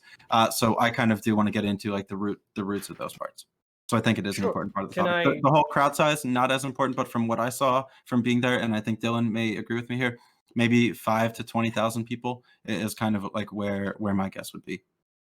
And I would like to address that directly. So I kind of doubt, very much doubt, that there's this grand conspiracy between Capitol Police and the people who took the building. What I think is more than likely happened, either through administrative incompetence or through malevolence, because all of these people, as Mike has pointed out multiple times, do have civilian oversight. So if these people, if Capitol Police falls under the chain of command of the president, the chain of command of the city of, DC or something like that, I would actually be curious if they were woefully unprepared because they're just used to conservatives fucking showing up to protest, doing their protest thing, and then going home without rioting. Like, I'm wondering if it was naivete on their point, or if they literally wanted to fuck up the Capitol, which would be really interesting. But either way, it wouldn't be the beat level cop who's making that decision to understaff, to not have sufficient roadblocks, to not have like sufficient fucking gantry ways, to not have organized fallback positions. These would all be organized at an administrative level. So it wouldn't be the lower level grunt that you would need to be concerned with. It would be the administrators, like the lieutenants and the captains and the chief of police and all that kind of shit. Now, I would be super fucking interested in any kind of investigation into this to see whether or not it was malevolence or incompetence, and to hold the people accountable no matter what. But to act like fucking, fucking dickhead McGee, Officer McFriendly, was on fucking Twitter tweeting his fucking Proud Boy things, or Proud Boys, like, hey, come in the fucking back door, I'll let you in and show you where Nancy Pelosi's office is. Doubt. Like, I mean, possible, but doubt.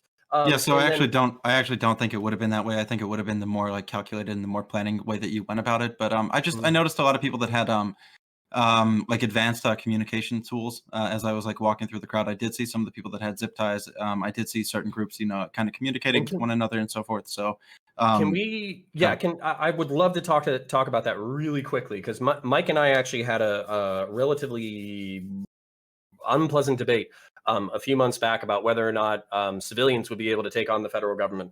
I think this is like, I think we need to concede that this was the right that some boogaloo boys were in the crowd. And if they had bumped into staffers and if they had bumped into representatives, if they found Nancy Pelosi in a fucking hallway, there are some people in that crowd who straight up might have fucking zip tied her and held her hostage. I saw a fucking picture of a gentleman jumping over a fucking banister with a fucking mask on, Cryptek fucking camo gear, zip ties on his fucking chest, ammo pouches, and a fucking pistol on his hip, and he was not a DC police. So this is a narrow aversion of a fucking coup. And the only reason why it wasn't successful is because these people are fucking disorganized and incompetent. But that doesn't mean that they're going to be disorganized and incompetent forever, which is why if the point of a security investigation is to find out if there's any rotten administrative apples and to rip those fucking people out, and then also to make sure that this kind of event can never fucking happen again, I'm 100% for it. If it's some fucking symbolic gesture about let's fucking brainwash fucking cops and military people so no right-wingers serve in the security establishment, guess what, motherfuckers? You can join a fucking police department anytime you goddamn please. You can join the military anytime you goddamn please, but you're not going to because you're not temperamentally fucking built for it. So literally, I do think that there's probably a socialized element to fucking security work, and I think there's a temperamental and probably biological fucking element to it. And guess what? Not a lot of liberals and progressives go into security work in the first place, and not a lot of liberals and progressives stick around. So A lot of turn tail and run, a lot of waiting outside the school as it's getting shot. I think most cops are physical cowards, and I think the evidence points to I that. would like to see you in body armor for a day, you twat. I mean, it's just a fact. Like, go look at all the major school shootings. Matt, the Mike, you're built like a fucking potato. Hell. Don't talk about people Okay, in body instead armor. of making this like Okay. a personal thing. Before this gets over to Well, you can bet. potato Here's the debate. thing: he's mad because I'm right. Like, he's not saying no. Actually, the police Yeah. showed incredible bravery in Columbine. Actually, they sat outside for a Mike, half hour Mike, after you- they killed themselves. That's Mike, what you the know- police you- did. The police don't. Wait, I'm do it. sorry. you know I'm why- sorry. you know Central why Committee. that outside, Hold on. Mike? Hold on. You know well, why let's that let's outside? break this down. Breaking this down here, okay? I would I'm slap breaking you this. around. I'm breaking this down here, okay? Daddy I'm no Dylan is longer- speaking. Please I'm listen. no longer going Pulled to a raise hot my dog out of a voice. string. Okay, You would really Mike. be out of breath. Mike, you're going to be muted for the next 5 minutes, okay? Thank you. Well, Okay, so we're going to go forward now to the next person on our list, which was Glock. I guess while Mike's muted, just to educate him real quick, the reason why they didn't rush in that at Columbine was because police tactics back then were that if there's a hostage situation or any sort of shooting like that, you were supposed to hold back and wait until backup arrived or your SWAT team or whatever. Well, what they found out was that leads to more people being killed. If you show up on scene, the ideology going forward now is if you get there, you go in, because if you can get in there and you can get the shot off on the guy, guess what? It's over. The active shooter event is over. You don't need to wait for backup if you can take it out yourself. So that's why that's happened.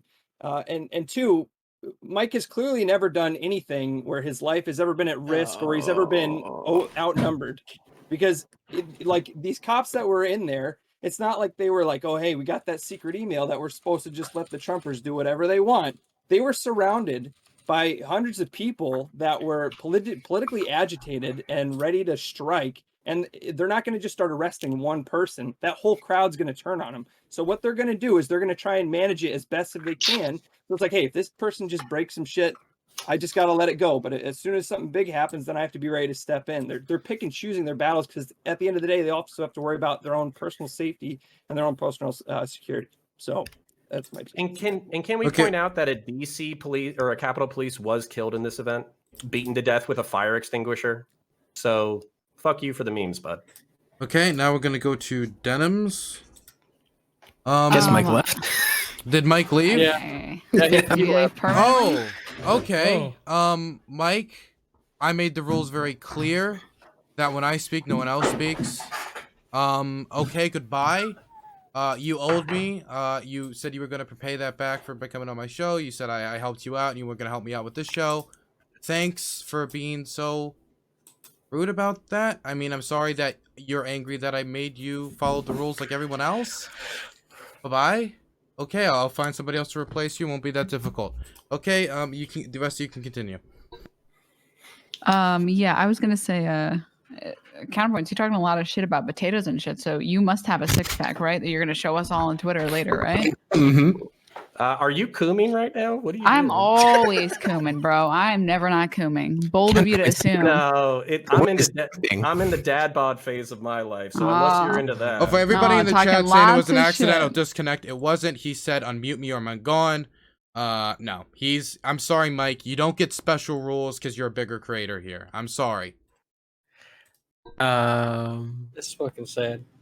Dadbot's Whatever. not too far from like femboy. That's the bod. same guy that That hides is true, behind. that Oh, is you're a true. snowflake, by the way. There's so many other people that would be willing to fulfill that role. If there's any lefty content creator, maybe somebody from my stream team you'd like to come in here and fill this position, I'm leaving it open to you. Polar would be a good one if Polar, Polar's I think around. Polar's in chat, and I think Sansol, Yeah, Polar is in Out, chat. they're all in chat. Wonderful. I know he's not here, but can I answer some of the stuff he said? Sure. You were on the list to speak, so I'll Oh, okay, my bad. did Denims get No, to I go, or said did you just wanna ask me Aftershock. about I my said you were on the dad list bod? to speak. I was gonna as say in one more speak. thing. Okay. I can go after Sean. Yeah, Aftershock, then Denims, and then Sure. Yeah. Okay. Cool. So he misrepresented what I was saying. I mean, typical. He said that we're scared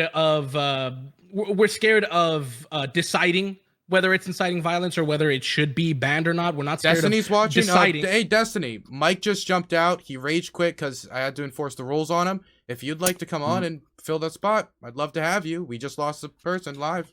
Anyway, continue. Mike is back Yeah. in VC, by the way. In VC. Yeah. Mike, you're back. Yeah. Mike?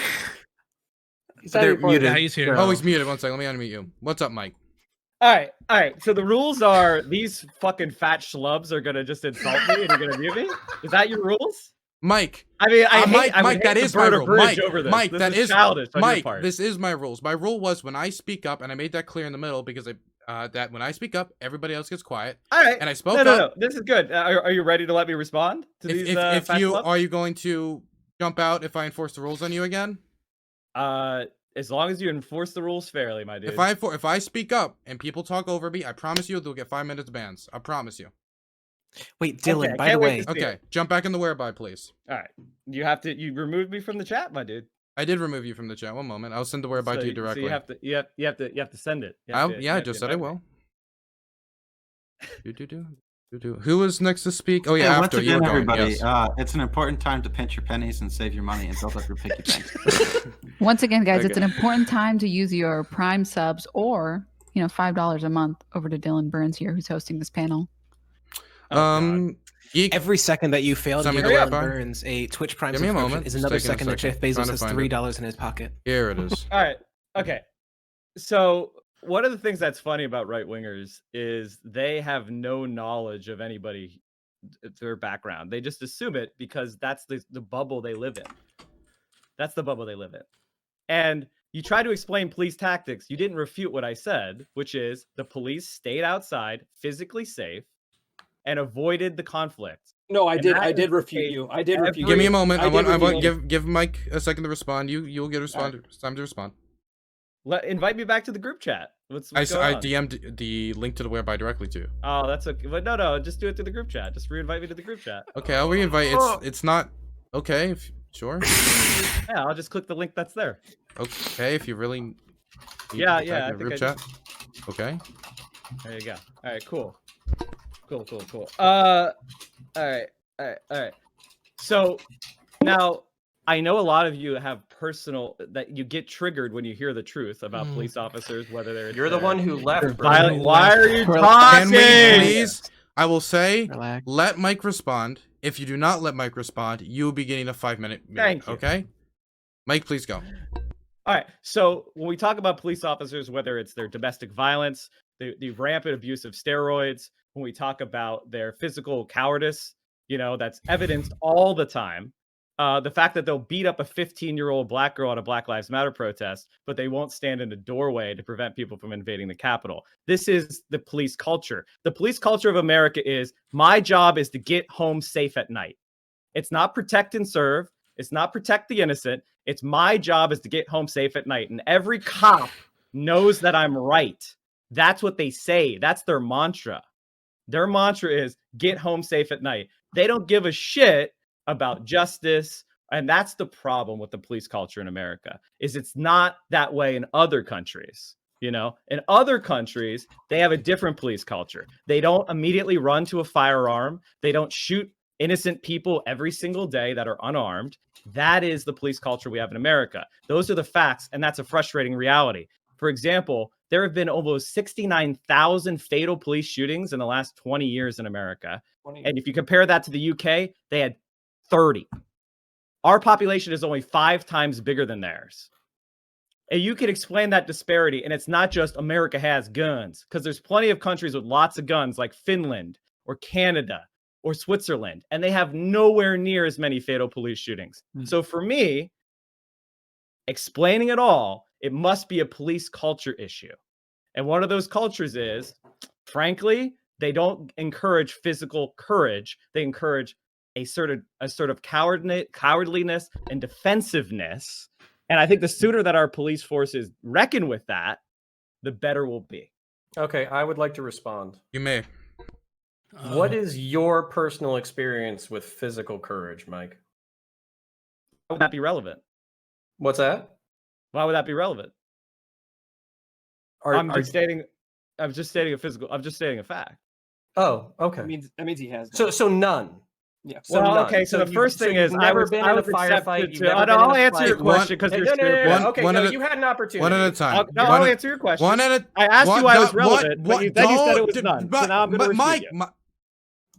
He asked a question. But Mike, I when I'm talking, no one else talks. I made this very clear before. Okay? I'm trying my best to stay calm here, but I'm trying to make this very clear, because now I'm really trying to be on my A game about this. Okay, so Connor, can you say one more time what your statement was? Then I'll bring it over to Mike. We'll do the back and forth, okay? Sure, Mike. Tell me what you know about physical courage, please. Okay, Mike. Who's this talking? Connor. Oh, okay. So I was admitted to West Point, Annapolis, the United States Air Force Academy, which I attended. Mm-hmm.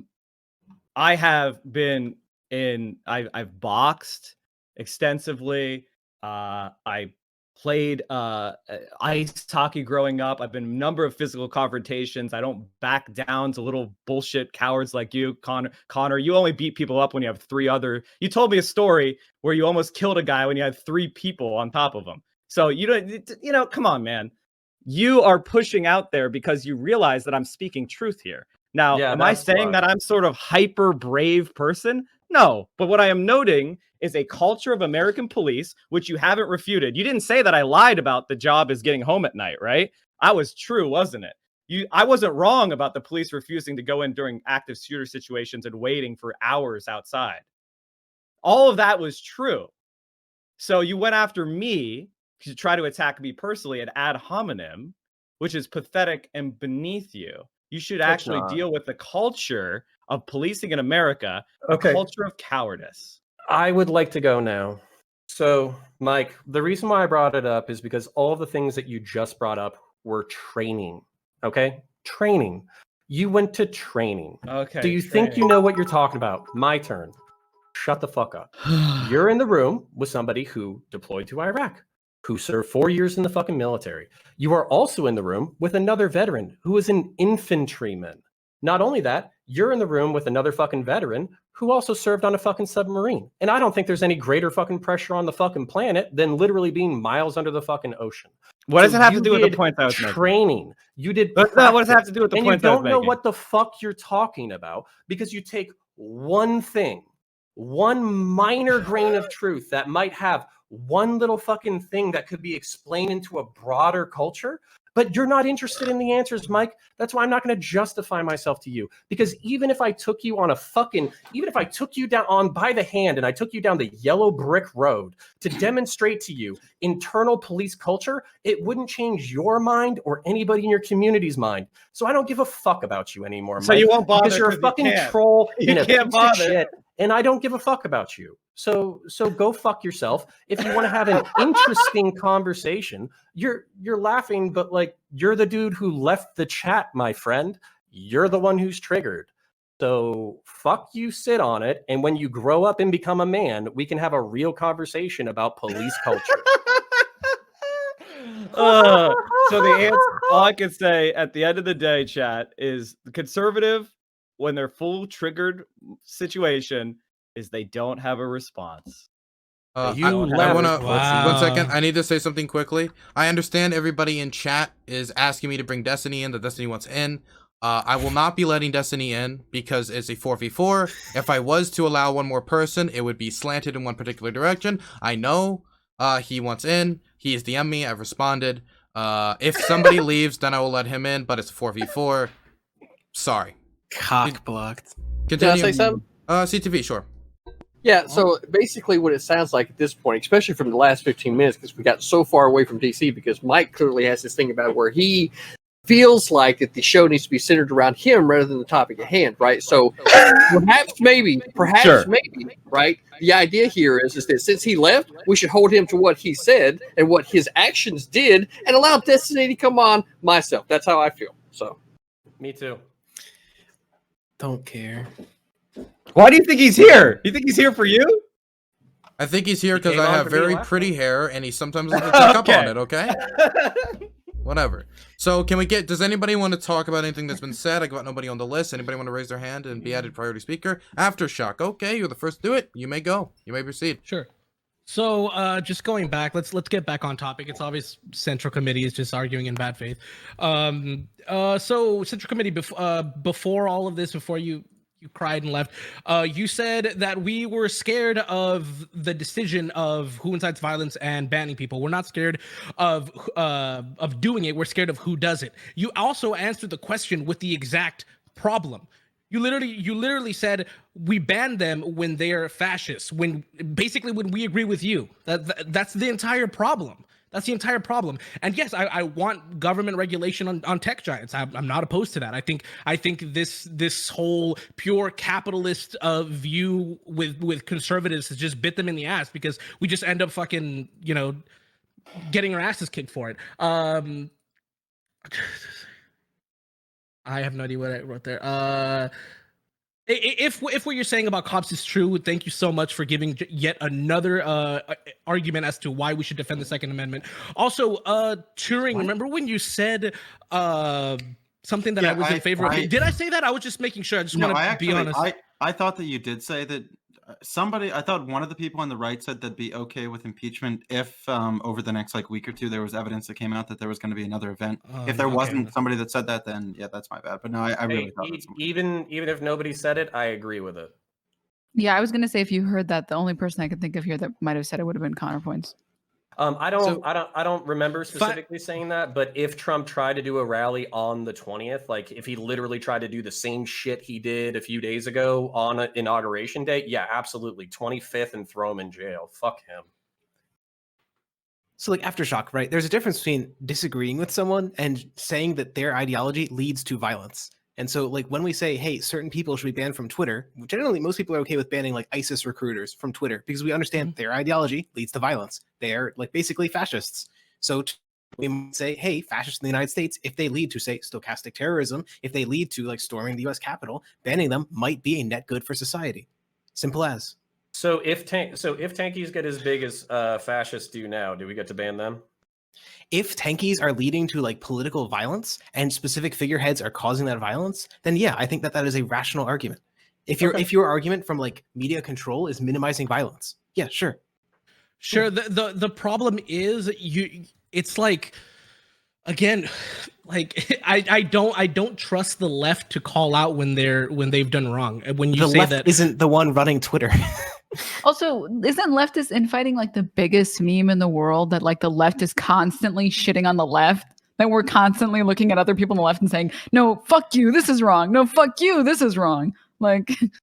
Which is part of the reason why you shouldn't control all of media. But we had a whole previous conversation about how best possibly to control Twitter. So that's a whole side discussion. My point is simply that merely saying that there should be boundaries on discourse is not the same thing as saying that those boundaries should be only people who agree with me. In this case, everyone here, I think, is arguing for boundaries of preventing violence, which is those are really wide barriers, right? Yeah. There's a lot of ideology in those zones.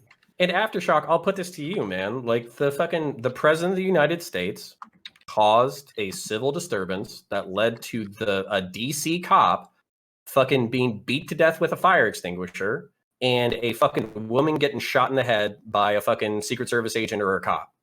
I think that is sufficient grounds to ban somebody from social media. I agree with you on that, Connor, but sorry, not to cut in or cut you off after. But okay, so then do we ever give people a chance to come back from that? Like just this morning, Trump's legal team came out and was like, hey, look, there's going to be a seamless transition to the next presidency. Joe Biden's the president. I could be wrong, but I thought that's what like the gist of the message was.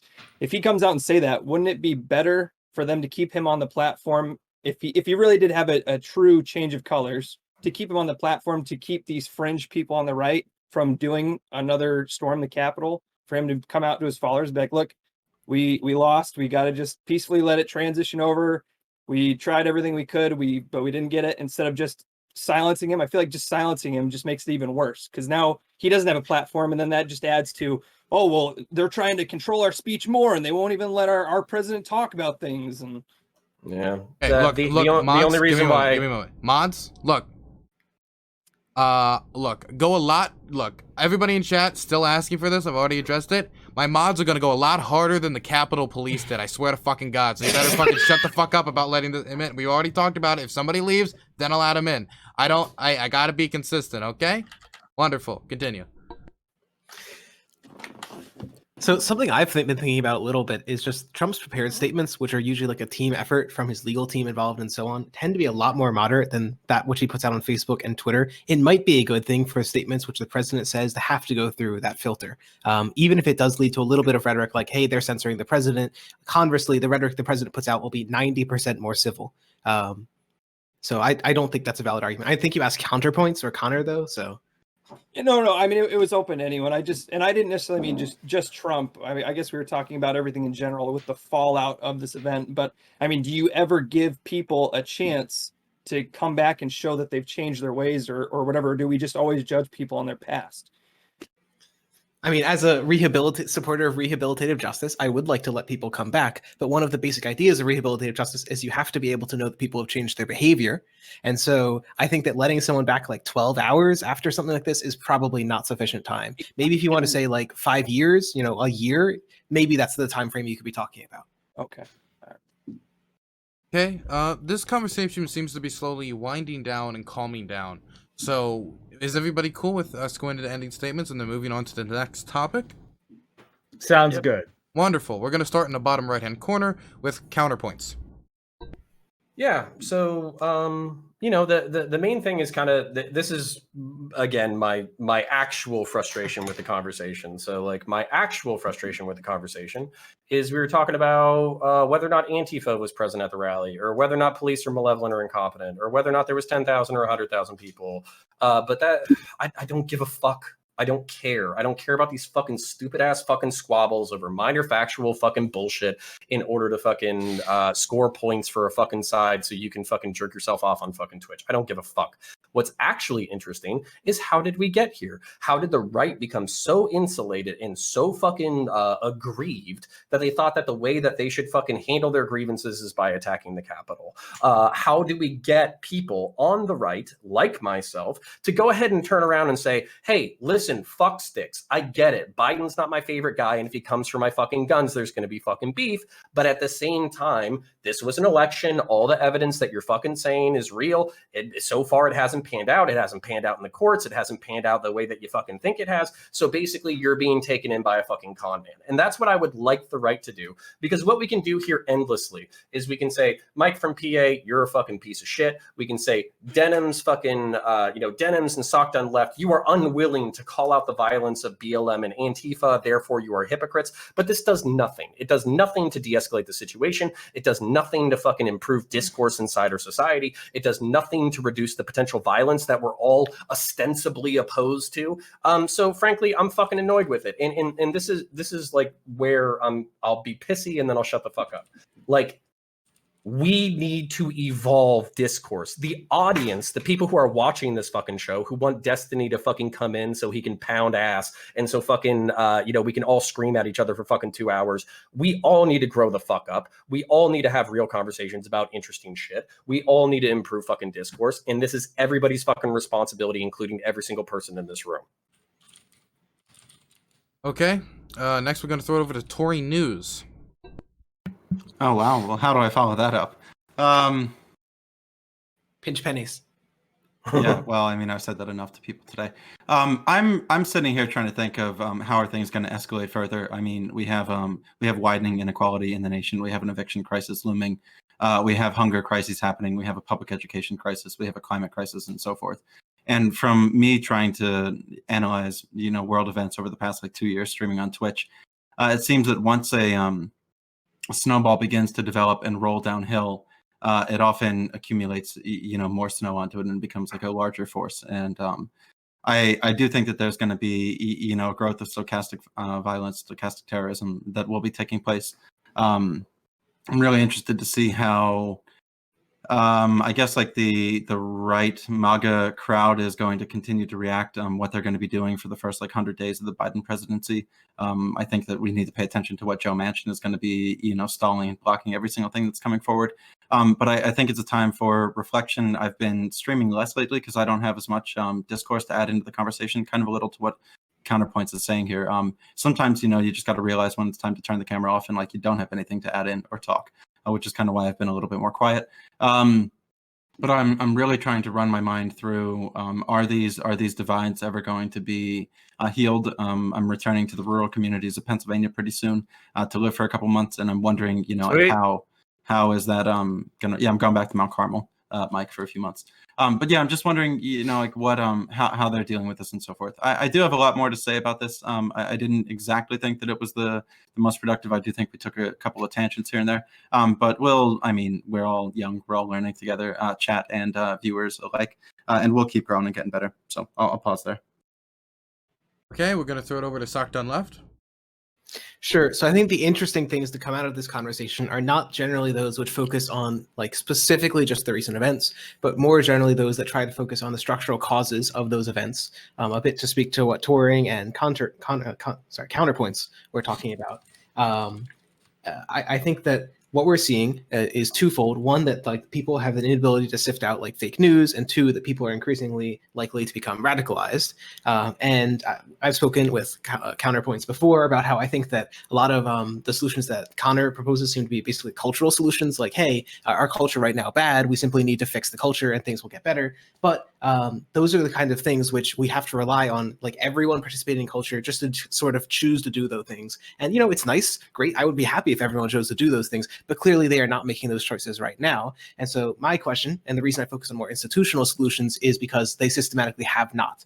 And so what I would point to as systematic failures are our media has an incessant drive for profit, which encourages them to post extreme news stories. It encourages them to post clickbait. It does not encourage them to kind of do the more hard hitting or more fact-based journalism. I think that this is one of the reasons I advocate for public media. One of the things I've argued is that certain people on particularly the right, but it's not just a right-wing thing, particularly people on the right and the far right have an aversion to facts and an anti-intellectualism. And I think that to some degree, deplatforming them or trying to reduce their influence is probably necessary or good at this point, because they can't provide a positive impact to discourse. So you need some sort of institutional checks on the ability with which people can simply lie and promote false information. And so I think that you need institutional checks to make these sort of things not happen again. That's one of the reasons I am very happy to see stuff like Donald Trump getting banned and sites like Twitter and Facebook possibly getting more serious about doing this in the future. And hopefully we'll see also federal action following up on that. So far, we've only seen a little bit from Biden, for example, but hopefully particularly some of the senators and congresspeople on the floor will be proposing more extreme attempts to try and de-escalate. I guess the final thing I'll say, and this will be short, I know I've been going on for a while, is I actually really do agree with what Turing said, that conversation really matters a lot. One of the things that we know is one of the strongest predictors of being an extremist, joining a terrorist group even, is feeling socially isolated, is social exclusion. Social exclusion is one of the biggest correlates of believing conspiracy theories. So just finding community, building up local community organizations is actually something you can do positively to impact your community. And if, again, were we to do counter solution, if everyone did this culturally, it would hugely positively impact the United States as a country. Read Politics is for Power by Hirsch. It keeps getting recommended to me. Should I actually read it? Yeah, you should. It's easy, okay? Look, I can barely read Foreign Affairs, the magazine, when it comes in the mail. Okay, reading is difficult. I gotta figure out times. The ADHD kicks in. Anyway, move on to the next person. Aftershock. Yeah. So I thought this was a great conversation. I think within this conversation, we actually saw a lot of the problems that we see in our country today. People just trying to, make thumbnails and make it, how do I get the next dollar and stuff. I think it's horrible. Counterpoint. I think you make a good point. That we need to do much more than just point fingers, but I think pointing fingers and making sure that the right fingers are pointed at the right things is where we have to start. We have to acknowledge the problem before we solve it. I think this hypocrisy needs to stop so we can unite, because when we unite, regardless of what's wrong, it'll get fixed. Socialism done left. I agree with you. I agree with a lot of what you said. Going back to what you said about ISIS recruiters, I think there's a difference between a good bunch of stuff, but it's worth thinking about. I might be wrong. There might be some leeway there. I don't know. I'll think about it. I hope the country unifies, regardless if it's run by Democrats or Republicans. I think we need to realize that what unites us is much more than what separates us. Wonderful. We're going to throw it over to Denims. Yeah, I mean, it's hard to follow up on this stuff. I agree with almost everything here. I think if you can convince someone on even just one point, in fact, I've seen most of the people here have one opinion and then change their opinion by the end of these panels, which is really cool because you don't see that often outside of panels, I guess. Maybe if you can get someone just to admit like, okay, this fraud is wrong, or like this election fraud isn't real, or whatever, and just get them to the point where they're at the very least, just question what the people they like say. That's great. That's already doing most of the work, right? It's not that we want people to like completely be, okay, well, now you have to be indoctrinated into far left policies. You have to agree with everything. It's just, hey, just get your political news sources from places other than just one source. And if we can get to the point where we can agree on at least some things that are grounded in some facts, that's cool. That's great. The infighting doesn't need to only exist on the left, and it can also exist on the right, I guess. Okay, I'm going to throw over to Glock. You muted? Just to piggyback off of, I guess, what everyone else is saying, the events that took place Wednesday were terrible and should be condemned wholly. But I think going forward, we need to actually change. We need to listen to one another and actually see the other side as human beings and not just someone that disagrees with you on, X, Y, or Z. So, I mean, that's pretty much all I have to say. We just have to talk more and not resort to violence and see each other as humans. Okay, gonna throw it over to CTV. Yeah, so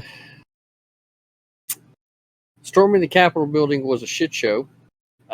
It broke down because the DC police were not ready at all to respond, and they definitely should have known. There's no reason to think that they should not have been aware. So critiquing this thing after it has transpired, I would say that because they knew from the start that they were going to be wholly inept at being able to hold any kind of ground, what they should have done was evac the building and not been worried about the building at all. Because at the end of the day, the most important thing, and I understand the whole argument when it comes to irreplaceable items that were lost inside the Capitol building, you can't also tell me at the same time, though, that there were not cameras all in the Capitol building, and that the time that it had taken the government to actually respond, that they could not have then called in the National Guard, surrounded the Capitol building, and then vetted people on the way out, collecting their name, address, etc. And then once they were able to verify that they committed any type of act of vandalism inside the Capitol, be taken to trial and then receive that 10-year sentence, right? So I don't really know if they could have surrounded the Capitol. I know I'm not supposed to interrupt closing statements. Sorry. Yeah. Tori, I just want to recertify. They didn't have the numbers, huh, Tori? Neither of you are supposed to do that. I'm just gonna make that a warning since this is the first time it happened. It's not supposed to do that. If you want to add that at the intro segment of the next topic, you can do that. Like, for instance, if the intro to the next topic, you can comment on the last topic if somebody says something you want to address. I just want to make that clear. Central Committee? CTV, sorry. IT done? Is CTV done? Yeah, CTV, sorry. Sorry. Okay, Continue. so the Capitol building itself, I feel like they since the government was inept at actually holding the ground to begin with, that loss of life is not something that I would be wanting to happen, since the government itself showed itself incompetence from before. Otherwise, the government only ends up making itself appear to be the very thing that conservative or right-leaning people would see, which is very authoritarian, which coincidentally is the same things that the left would see as well. Right? So it just depends on what lens you have as to whether or not you see the authoritarianism. But reality is that there were some people that got killed from this thing as a direct result of the government and its failings. And that it needs to be the focus of the attention moving forward so that we can fix our failing government. Okay, next is going to be Mike. Yeah. So what we have here, we had a question, and I think it's a good question at the beginning from CounterPoints about why do right-wingers believe the dumb shit they believe? And the answer to that is Donald Trump and the right-wing media is spreading lies. And people like Ted Cruz and the rest of them have created a media environment where they just spread nonstop lies about the process, about the elections. They make false accusations about voter fraud. And then to further compound that, they ask people to rally physically outside the Capitol. And then they say stuff like trial by combat, fight for Trump, stop the steal. They're stealing the election right over in that building over there.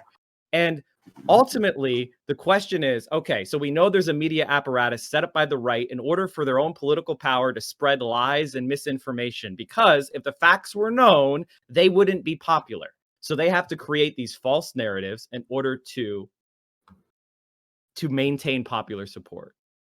And so what do we do in response to that? I think one of the things about Donald Trump that's positive is it's exposing the flaws in our media environment, in our polity, in our politics, which is liars, dissemblers, those people are not fully exposed by our media. And the right wing, especially, has a huge media apparatus that is happy to profit from outright lies and misinformation. So what do we do going forward? I think what Twitter did today by banning Donald Trump from its platform, from removing the posts where he was calling for violence, where he continues to this day to lie about the election, provable liar.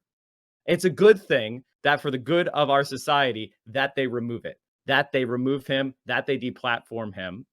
And going forward, what caused ultimately our society to see the Capitol be undermined and attacked? It was because the police at the Capitol were not interested in taking right-wing violence and threats seriously. And when confronted by a right-wing mob that was not organized, they just let them in. And that is something that we all have to reckon with. Why is our police forces unwilling to take seriously right-wing and fascist threats? Okay, so we have 2 topics left, but we'll only have enough time to recognize one of them as we gave this one extra time. So, which one would you rather do? Would you rather do the one on the Georgia election and the impact the Senate, the Democrats controlling the Senate will have on the country? Or would you like to do it on the $2,000 stimulus check proposal? Anybody can comment. I just want to hear what the roundtable thinks. 2000 check probably has more substantive policy shit. Okay, anybody else? People disagree with that? Okay, looks like we're going to do the $2,000 checks. So the question is, what are your thoughts on the stimulus bill and the new $2,000 proposal? This time we're going to be starting in the bottom left-hand corner with Socialism Done Left. Sorry, you got me mid-hummus. I mean, I think, like, as a lefty, I think it's pretty obvious what my position is. I think that it's pretty clear at this point. It's been many months since many people have received cash resistance. A lot of people in a lot of states had a failure of like their UI systems and a failure of their other like welfare grant systems. So I think it's pretty important, particularly now, particularly as Torian is noting, we were facing like an eviction crisis and a food crisis. that we provide cash to people so that they can provide their needs, particularly in a way, ideally, that is actually ironically less targeted to get those people who, because of our like creaking age welfare administration system, we can get these things out quickly before bad effects occur. That's the basic argument. If you want a more principled argument, I'd argue that something like this is sort of akin to like a brief UBI. I think there's a lot of arguments that like a UBI solves what's called cashlessness. There's two types of poverty. One is like not having the goods you need, and one is not having like cash. And sometimes, in addition to having like the basic necessities of life, it's also important to be able to engage in like the rest of the economy. And so having cash to do that is really, really important for the 50% of people in our society and every society who do not work, particularly like the elderly, children, the disabled, and so on. So I think that it's pretty easy to argue that one, it's a really, really useful stimulus to the economy. Two, it's necessary as like a survival check. And three, it's part of something akin to like a small UBI, which is good for theoretical reasons. Okay, next is going to be Torin.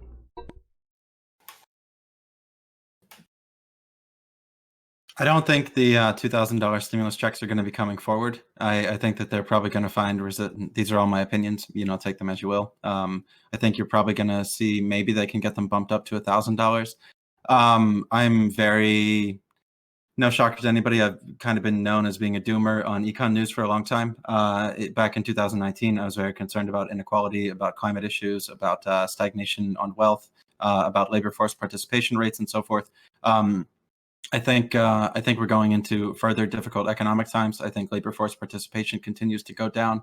I think jobs continue to be offshored. I think the United States trade deficit and trade balance abroad continues to widen. I think it just reached about $88 billion the other day.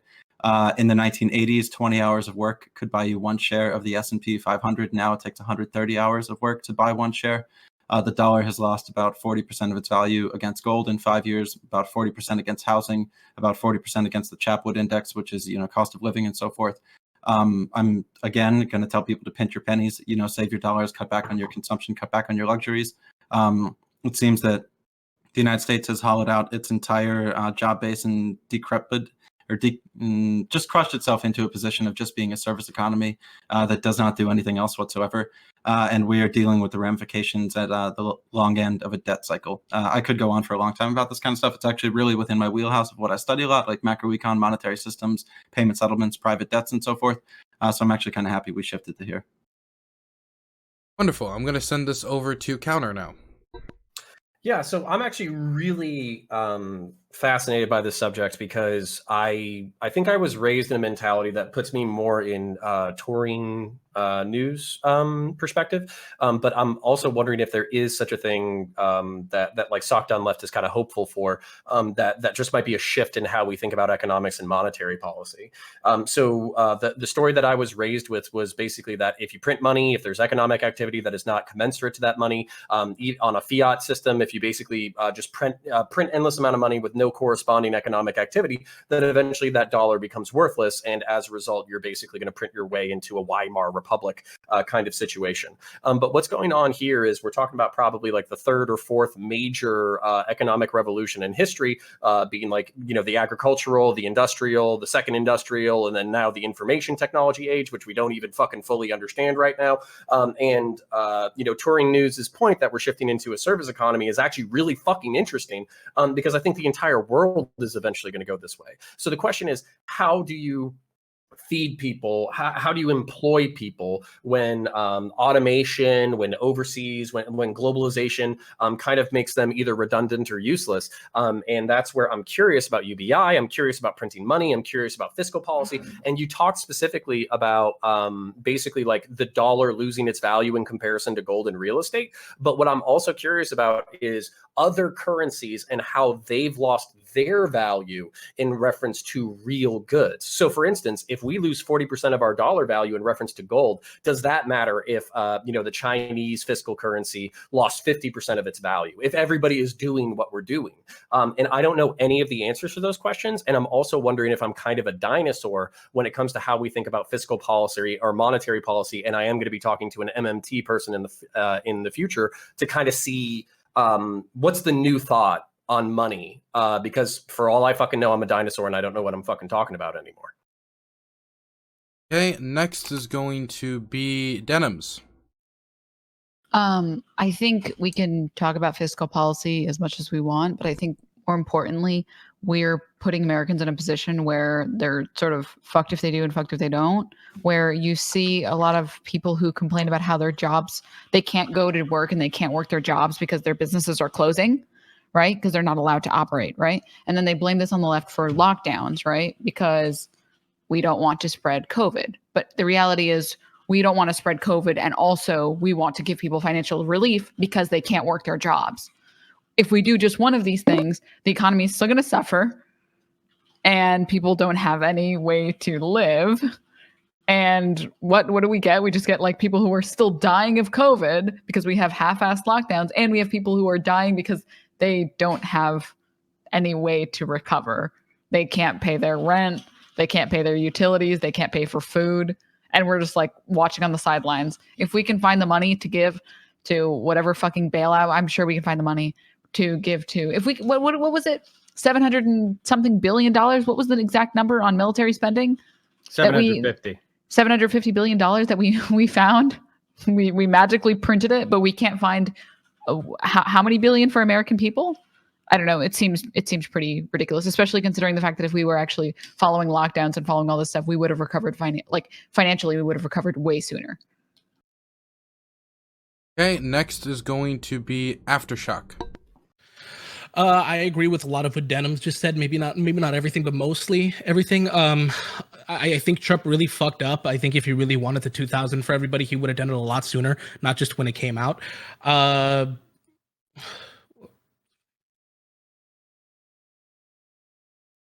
Yeah. Some of the Republicans as well, they fucked up as well.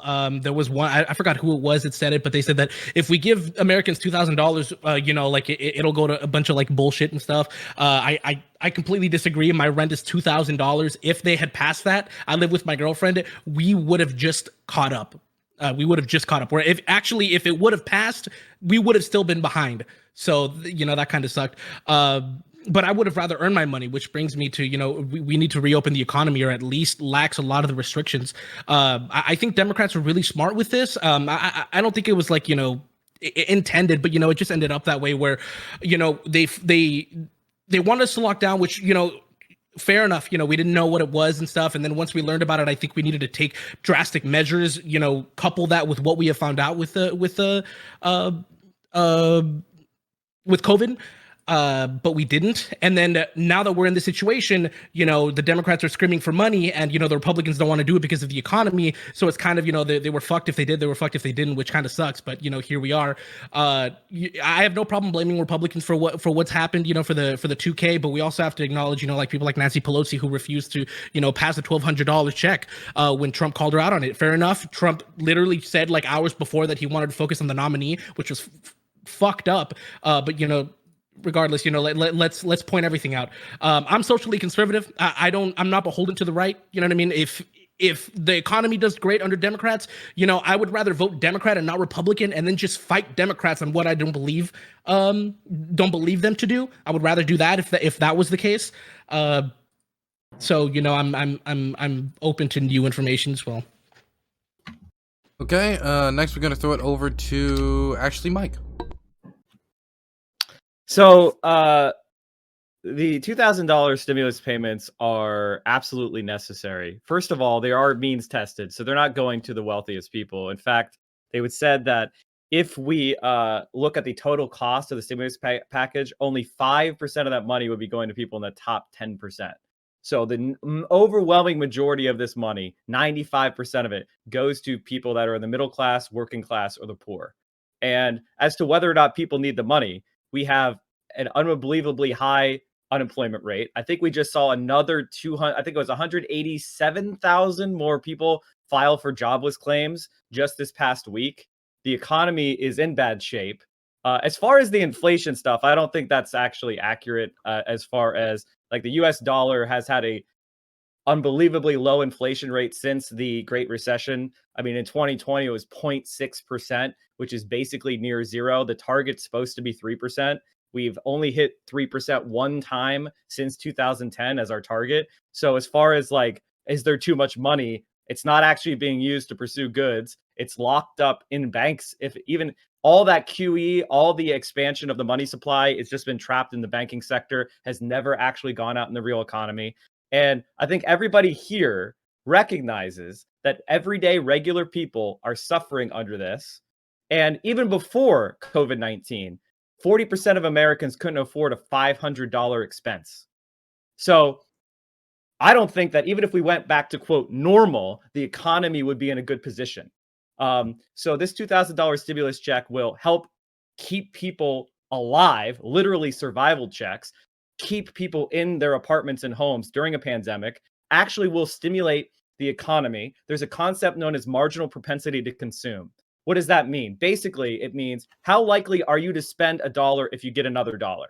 Well, people at the bottom of the ladder, they have a high marginal propensity to consume because they need that money. They're going to spend it on food, housing, clothing, healthcare, childcare. That will active and those dollars will be spent in their local communities, stimulating businesses that are local to them. You give money to the rich with tax cuts, they're going to find the best positioned global investment, and they might invest that money in Vietnam or Africa or China or Japan. You don't know where that money, it's going to flow because we have no capital controls to the best possible investment they can find in the world. If you want to see the American economy be stimulated, you should give direct aid to the American people in a broad-based fashion. And I don't think anybody here could deny that 80 to 90% of Americans could really use the help right now. That's why the $2,000 stimulus check is absolutely needed. And I'm glad to say that I'm very optimistic that it will actually get passed. Both of the centrist candidates in Georgia that won, they won in large part because they promised to deliver real relief. Vote for me, get a check was their closing argument. And I see Joe Biden has come out in support of that. I saw Joe Manchin today say something like, absolutely not. But then he got some calls from apparently Wall Street because he immediately started backtracking on that. There's Republican votes for it. So I think probabilistically, it's actually might happen. And I think politically, it would be a good move. And economically, without a doubt, is the right decision. Can I ask you a question, Mike? I'm personally curious. Sure. Do you think it'll be to a 2/3 majority in the Senate or through budgetary processes? I mean, I don't know that they're going to actually get the 60 votes, but they can do budget reconciliation because it is related to the budget deficit. So I think they'll probably end up getting like 55 votes for it. They might get more. I don't know, but I think it's actually going to pass. And as far as worrying about the United States collapsing, I do think it is a concern that our manufacturing jobs have left the United States, but the U.S. is positioned both as the world's largest economy. It has the world's reserve currency. There's really no evidence that that's changing.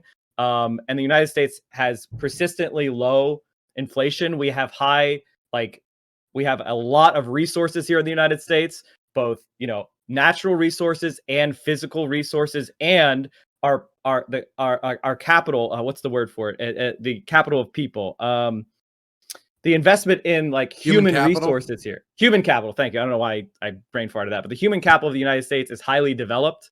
We have a highly educated population. We have some of the best research universities and institutions. The United States of America is nowhere near, and I hate to say this as a lefty, but the reality is the United States is very strong and will remain strong for a long time to come. So it's better that the United States be done and divide that wealth equitably rather than hoping for some sort of collapse that will, dislodge the United States from its position. Doesn't seem likely to me. Okay, next is going to be CTV. Well, I think it's very clear that throughout the year, there's been a lot of, funneling money into the bureaucracies rather than direct spending. So perhaps Mike is definitely getting closer to what needs to be done. I don't agree with all the pork that was in this bill or how a lot of the money was actually going overseas. And I'm sure that there are ways for all of these things to be complete. Is Sock done about to you all right, bro? Bro, look like you're about to choke over. Remember the rules, Sock. Okay, continue, CTV.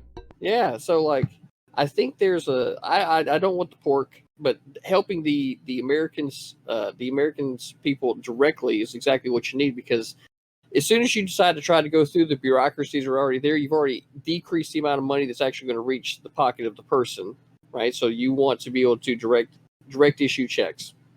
I think that the amount of 2,000 is pretty much peanuts whenever these guys are up there fucking up the circus, especially considering what we saw in DC, right? So I think as far as the economic arguments, as far as the future is concerned, while I have a pretty good understanding of that, I'm going to default to touring news, meaning I've had a lot of conversations with regard to the economy, the currency, and the forecasts of that moving forward, which is why we've had a lot of conversations on sustainability. Beyond that, I'm interested to see where everything else goes. Okay, I just want to be clear. No dying during intros. You will be banned from the show if you do. We're going to now throw it over to Glock. Yep. So I think the $2,000 checks is definitely needed with everything that we have going on. People's businesses being shut down. People not being able to make a living, pay their rent, pay their bills, all that kind of stuff. The government does need to step in and help out with that. But I feel like just 1 month of getting a $2,000 check isn't going to fix the problem. And the original problem to all this was the coronavirus, which I think needs to be addressed. Hopefully the next administration will not have as much pushback with getting that corrected and fixed. So that way we don't have to make this last more than a month, but we'll see, I guess. That's all I have on it. Okay, just to be clear, is anyone here against $2,000 checks? Raise your hand. Then we're gonna just move on to the next topic. There's no real point. I had a rebuttal. I do have a rebuttal against what was just said by Glock. Okay. Is this allowed? Okay, sure, you can do that, but again, if everybody agrees, there's no real reason to do it. All we can say is, hey, chat, look at that. Bipartisan. Literally everybody wants a $2,000 check. Maybe you should call your senator and congressman about it. Anyway, Can I say one thing about that, Dylan? Sure. After Torian. Torian asked first. Yeah. Okay. Sorry. No, me second. Yeah. So Glock, I heard you say that, like, kind of COVID was like the big cause for economic pain and economic damage, and I'm not going to say that it wasn't any type of cause towards it. There's a wonderful video by Mark Blythe, a professor of, I think, Brown business, 2019 Global Trumpism, and it talks about kind of like macroeconomics, private debt, the gig economy, gig workers, sustainability for that, health insurance costs, cost of transport to and from work, labor force participation, downward pressure on wages, and so forth. And then if you look at 2019 in the repurchase agreement markets of like interbank lending and kind of how like the gumming of the international financial system works, there was a really big kind of like capital crunch and liquidity crisis that almost turned into like a solvency crisis of September of 2019. So I like to talk econ specifically because I think a lot of people try to blame COVID-19 as the problem for all of the things ailing the economy, but that misses decades of inequality, decades of infrastructure mismanagement and malinvestment, decades of ignoring climate issues, and like a multitude of other things. So I like to try to push back against that. It was COVID that did everything. COVID came and had some problems, but I want to make sure that people understand that there were issues prior. Okay, I know I said CTV, Mike, you're next, but that was directed towards Glock, so Glock, you can respond, then we'll go around the room again. Oh, it looks like we're going to have a debate anyway. Okay, Glock, you can get on.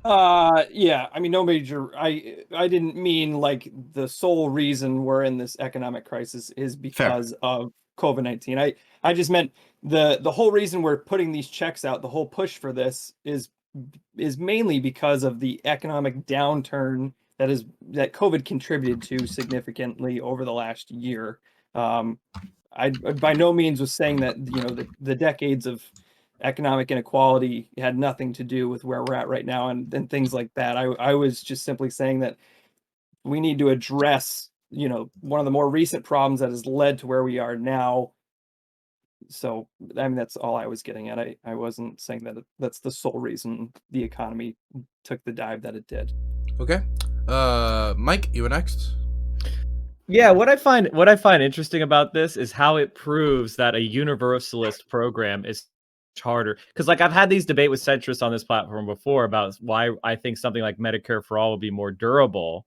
And while these payments are so much more popular because they're not means tested, they are universal. So everybody here pretty much agrees with the idea of the $2,000 payment because they can see that benefit coming to themselves, and they don't begrudge somebody else getting the same thing they got, right? They just feel it's unfair if somebody else gets something that they don't get. Like if I have to work my ass off to survive and you get a free ride, that's not fair. But that's why a universal program like Medicare for All and these $2,000 payments is so politically durable, so successful, because it's something that's part of just being an American. We all have a right to it, and we all contribute to it.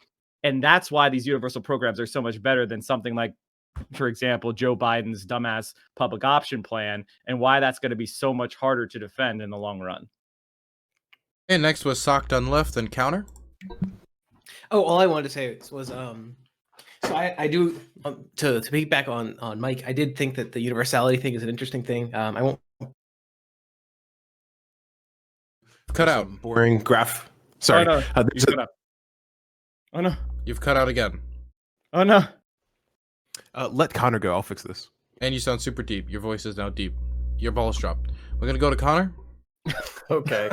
So I wanted to, so I kind of wanted to ask Turing something, and then I just kind of wanted to maybe push back a little bit. It's a very milquetoast argument to Mike that I wouldn't mind getting a response to. So for Turing, I guess my first question is basically like so you're kind of talking about economic inequality, you're talking about liquidity, you're talking about there's actually like a whole lot of pressure because again, like I'm a dinosaur and I was raised on an American myth that doesn't seem to be true anymore. And what I was told as a child is that you work hard, you get a 4-year degree, you get your job, your income's gonna come up eventually, and you'll be able to raise a family based off of your income and all that kind of bullshit. And I've been able to figure that out, but I'm a smart motherfucker, and I know plenty of people in my peer group who are also smart, who are getting left behind. So is any of the solutions that you talk about, because so far I've heard you talk about like, self-reliance, saving, focusing on community, like all that kind of stuff. Is any part of your solution redistributive economics, like basically progressive tax from ultra wealthy people, and then the provision of like social services and like redistributive economics in order to help the average person do well? And then Mike, it's a really quick comment. I was wondering if you could address this counter argument that basically like even if you look at social democrat nations like Scandinavia or Canada, they don't have Medicare for all. They have multi-payer systems. With that, I'd like to hear Turing first. Is this okay to go on tangents, Dylan? Yeah, but just don't go too much, okay? Just as far as my personal way I would do taxes, I'm fine with a negative income tax for low income people. I'm for progressive capital gains taxes, progressive property taxes, maybe even in the addition of you don't get taxed on the first house that you own and the one that you live in, but the more and more properties that you try to own, maybe the higher you pay property taxes that way. Progressive income taxation systems for income. I like how Australia does their college loan taxes. I think that if you take out student loans in Australia, you only pay X percent. If you make $35,000 a year, you pay X plus 1%. At 45, 17 progressive scaling steps up to like $115,000. I'm very much in favor of a multitude of different tax adjustments and a lot of these things. We can chat sometime in the future. Nice. Wonderful. Also, I want to make clear, you also cannot die during outros, okay? That's what I'm trying to get subs. So if you're dying, that's going to get you sympathy when I'm trying to make money. Thank you very much. SocialismDoneLeft, you wanted to comment? Sure. So I just wanted to get two things. And I apologize for going through puberty just a moment ago. So just to piggyback on Mike, there's a neat study if you want a boring graph thing to read. Google more normal than welfare. It's a neat little study about basic income in Manitoba. And it shows that people who are on a basic income program face substantially less bigotry and like social exclusion than people who are on welfare programs. Exactly. So it's true. Like what he says is true. Universality. People buy in. And then the second thing I just thought, I think this is an interesting note in general is there's this theory of like saliency. What issues matter to people? What issues do people talk about? And one of the dominant features of US politics since 1980 has been that economic issues have lost saliency and social issues have risen in saliency. So now when people talk about politics, it's about immigrants, it's about gays, it's about like trans issues. Economic issues keep going and further back. So economic issues are less and less salient. I just wanted to mention, I thought it was really interesting. So could I ask you a question Socratically? Sure. Why do you think economic issues have decreased in salience in politics? Oh, I mean, there's a huge variety of reasons. One is that people have gotten richer, so they care less. One is that unions and political groups in like local communities have declined. One is that we've seen the Democratic Party increasingly become dominated by high education and high income people, and so that was less so in the past. Like there's a huge constellation of issues. I see a unifying thread here, which is the adoption of neoliberal politics in the Democratic Party. The problem is that this has happened in the entire world. The entire No, world yeah, has seen... absolutely. You could say it's a Fukuyamaist response to the fall of the Eastern Bloc, right? Where people were like, well, I guess planning, I guess left-wing politics, I guess the markets are better, right? Because the Soviet Union fell, the Eastern Bloc has fallen, so maybe we're at the end of history, and liberal capitalism is the final stage of humankind. Blah blah blah blah blah. But what's actually, I don't think people have gotten quote wealthier in the United States. I mean, maybe in an absolute sense, but in a relative sense, the middle class, the lower incomes, they're getting a lower and lower share of the global productivity. The wage share of income versus the capital share is increasing rapidly. You diagnosed some of the reasons why correctly, which is the decline of unionization. Decline of unionization did not happen magically. That was an attentional policy that has been pursued by Republicans and especially Democrats as well. So you're seeing less and less power in the hand of labor, more and more power in the hand of capital.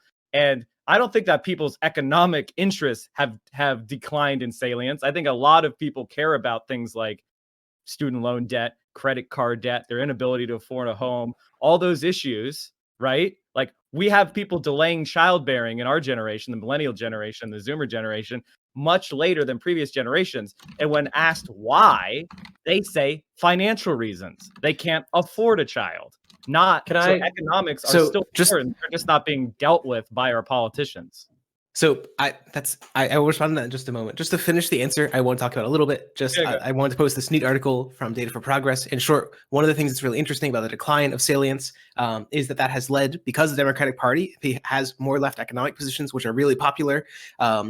Interestingly, a lot of people don't even know like the economic positions of the party, and so this has poor electoral consequences for the Dems. The article basically shows that I think it's like 80% of Republicans think that their party wants the coverage for pre-existing conditions. 40% think the Republican Party wants a $15 minimum wage. People are just very uninformed on these issues. So that's all I want to bring up there. Okay. I do think that one moment. Last thing. You can finish, but I just wanted to say I need to use the bathroom desperately. I've been holding in for a very long time. So I'm going to say that if anyone breaks the rules while I'm gone, it will be clipped to me and insta banned from the show. Okay, so I'm asking everybody to be on the best behavior while I use the bathroom. Okay, continue, SocialismDoneLeft. Enjoy your pee. I do think that somewhat this misdiagnoses the source of the problems, because the decline of saliency is near global. Part of the reason I say that is like we've also seen a rise of like a global right. It's in virtually every country. So it seems hard to pin it on one particular issue. I guess the simplest thing I would point to would be read Politics is for Power, and consider one of his hypotheses is called post-materialism. And there's a whole bunch of evidence he suggests for post-materialism, which is basically that as people get high income, they start caring about niche issues and social issues and not about economic issues. I do think also on the like Democrat versus Republican thing, there's a really neat, I can go find this article somewhere, but like Democrat-run states have much stronger unions than do Republican states. Yeah. Social democracies have much stronger unions than do non-social democracies. Although unionization has declined around the world, certain political systems have been more resistant to them. All systems are not equivalent. No. Right. Well, and like the reason why there are social democracies in Scandinavia, as an example, is because they have strong sectoral bargaining unions that still cover 60, 70, 80% of employees. Now, you're right that there has been a neoliberal or a centrist push to deregulate, privatize, decrease the power of labor. All that definitely has happened around the world. And but it's been a relative decline, right? Like we all haven't adopted the same system. Scandinavia still has a much more robust social safety net, much more expansive labor rights, a criminal justice system that pursues rehabilitation instead of retribution, et cetera, et cetera, et cetera. But they have seen some backsliding as well. So there isn't a universal panacea here. Just to note that what we see in politics in the world right now is an increase of inequality everywhere. And it's worse in places like America, where labor and the left is the weakest. Yeah, can I jump in real quick? Yeah, sure. Connor, you were next. Yeah, so I think it's interesting, but I'm borderline going to muddy the water even more, but I just kind of feel like it needs to be mentioned. Our grandparents' generation was having like fucking 12 kids, and they didn't have economic stability. They just had a lack of fucking birth control, and they fucking didn't give a shit. So they had like fucking 12 kids. And then our parents had 3 kids, 2 kids, whatever. And also, oftentimes, a lot of the challenges that come with families are still challenges that if you talk to them about, it's like, Jesus Christ, some nights we were just eating fucking hot dogs because we didn't have enough money to feed all the fucking, the sliced up hot dogs in order to feed all the kids. Now, that's not to say that this isn't important. And actually, one of, I know Tucker Carlson's or, crypto Nazi and all that bullshit. But one of the things that I thought this is actually something that the left and the right can agree on is that American families should be like the centering metric by which we evaluate our success, the health, the happiness, their ability to procreate, their ability to propagate, like all that kind of stuff. And he said, like, I don't worship capitalism, I worship God. And if your economic system prevents my children from being able to get married and have a family, then I will be perfectly happy to destroy your fucking system. And this is where, while I just muddied the water by saying that some of these things are cultural and some of these things are social that have changed over the past 100 years, I think it's interesting that these economic pressures, I totally fucking see them all the time. I have so many conversations with millennials and Zoomers who are like, I don't have enough money. I don't have a house. I don't have the ability, like I don't have room for a kid. I want to give them a good education. I want to be able to take them on vacations. And one of the things that I kind of thought about, which was like a funny meme to me, is like boomers are only going to last another 30 years. So is it going to be like Super Mario where like, you fucking jump on them and then like all the gold coins shoot out and then like all the money comes down into the next generation? Or is it going to be siphoned off by fucking banks, creditors, loans, healthcare, and all that kind of shit? And then all the money that is intergenerational is just going to fucking disappear into the system. And that's something that I'm really worried about. Somebody's in front of me, aren't they? No, I don't see anybody else on the list. You're good.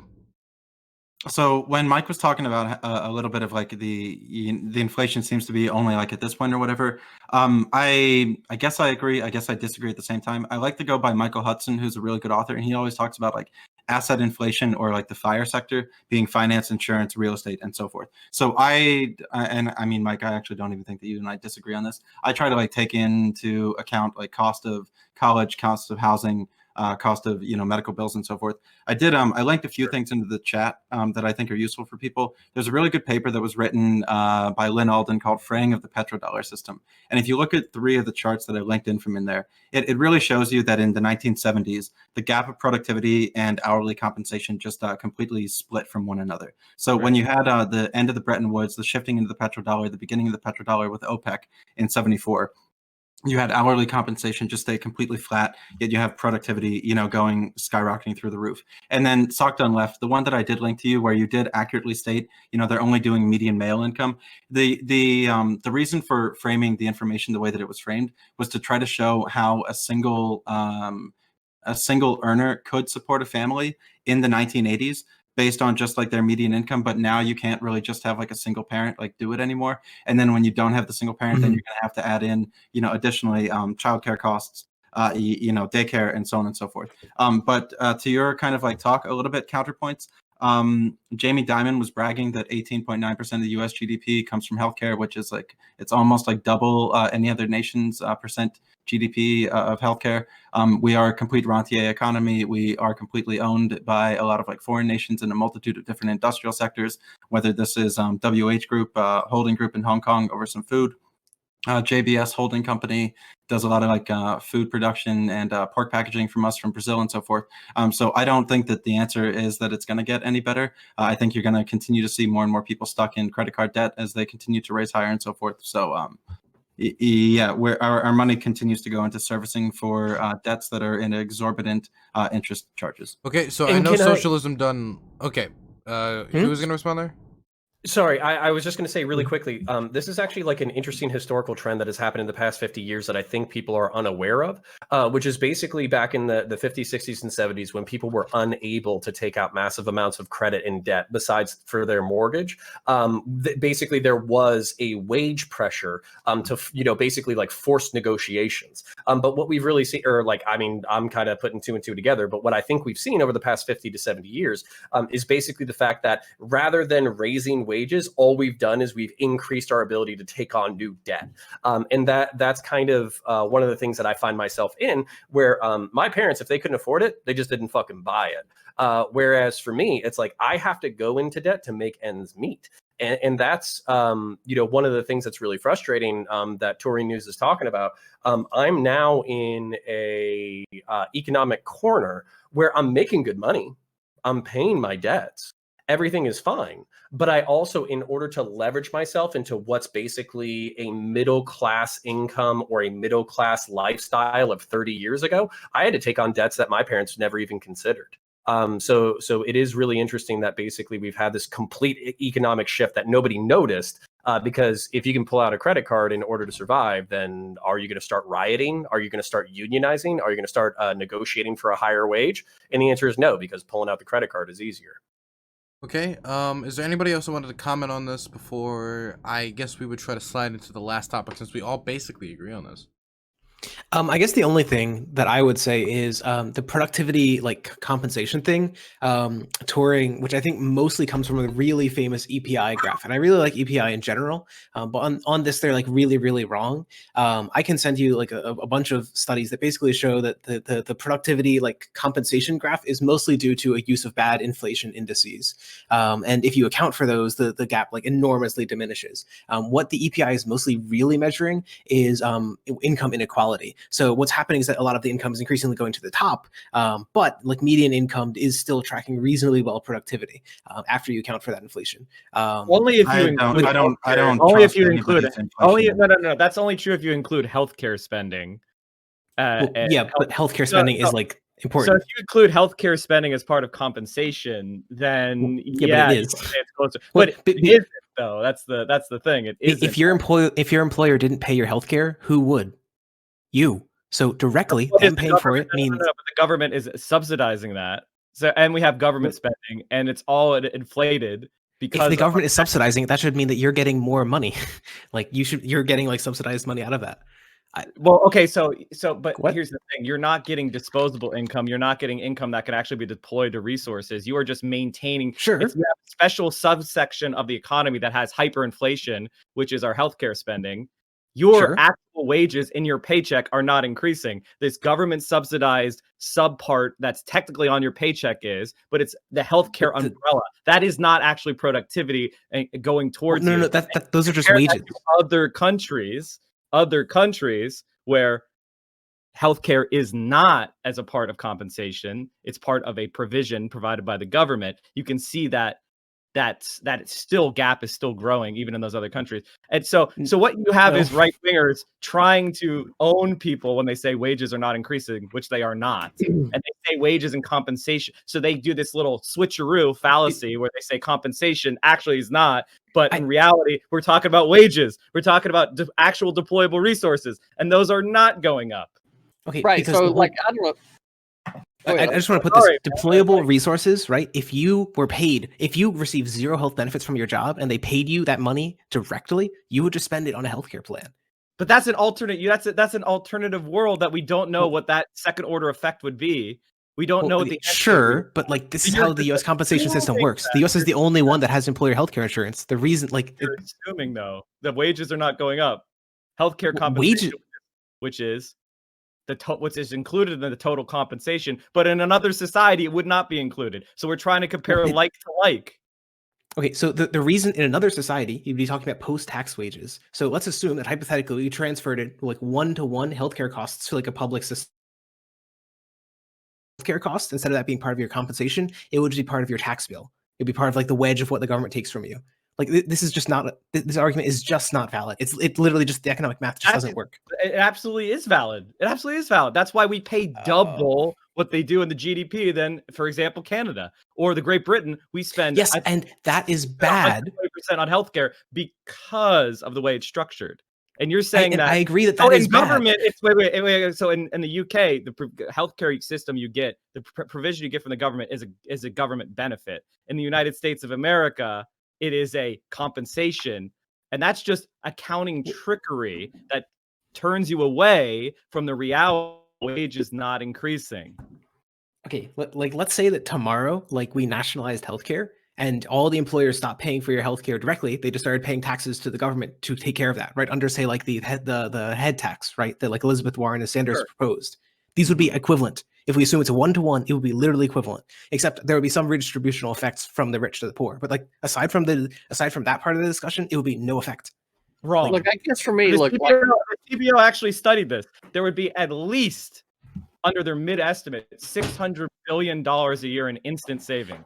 Okay, but that but there we're talking about healthcare efficiency savings. Okay, we're not talking about. I want to keep it on topic because I like what you guys are talking about, but I do want to get into. We're getting deep in the weeds. The point is, like, I did want to waving a magic wand. I did want to bring this back. Yeah, we can bring it back. This is gonna be a long discussion. It's very just completely away from the 2K checks because I think we've talked this to death, even though everybody agrees. So it kind of seems, we're spending knowledge here, which is good. But I wanted to get to the last topic if possible. We're going to have to skip intro and outros on the last topic due to the fact we only have 30 minutes left on the show. So the last topic is, one moment, let me reach it. You mind if I just say what I was going to say right quick while we're making the transition? Will it drag us back into the dialogue? I hope not. Do you think it will? I don't think it will. It okay. Well, then go. It's just my conservative take on this thing. Well, then that might literally drag us back into it then, because then someone will disagree with your conservative take. Okay. Well, it's fine. You can say it, CDB. Go ahead. Well, for me, the size of the government, right, and the pork that was associated with this thing, right, I see a correlating argument with a lot of what everybody has said here, reducing the federal bureaucracy. If that money's still going to be spent, if that was used in such a way to like UBI, then that would be a much more effective way of getting money directly into the hands of the people rather than creating bureaucracies that ultimately have a cost. So that's just what I think, and we just leave it there. Okay. The next topic is, what does the results of the election in Georgia mean for the next 2 years? It's quite simple. I'm just throwing it out to the group. Anybody can comment. Okay, I'd love to hop on this. So I'm hoping the 2K checks get pushed. I'm hoping the shit that the Democrats have said that they ostensibly give a fuck about for the past few years actually manifests. So maybe some law enforcement reform, maybe some immigration reform, maybe some, basically figure out how to have a negotiated truce between us and the, maybe the far right. Try to get everybody back to center so we can be sensible again. That would be nice. But what would be, what I'm worried is going to happen is none of that shit's going to happen. We're going to have some kind of shooting somewhere, and then we're just going to start arguing about gun control. And that's seriously my worst fucking nightmare, is if we do none, if Black Lives Matter gets pushed out of the car, and then we just start arguing about guns again. That's my fucking nightmare.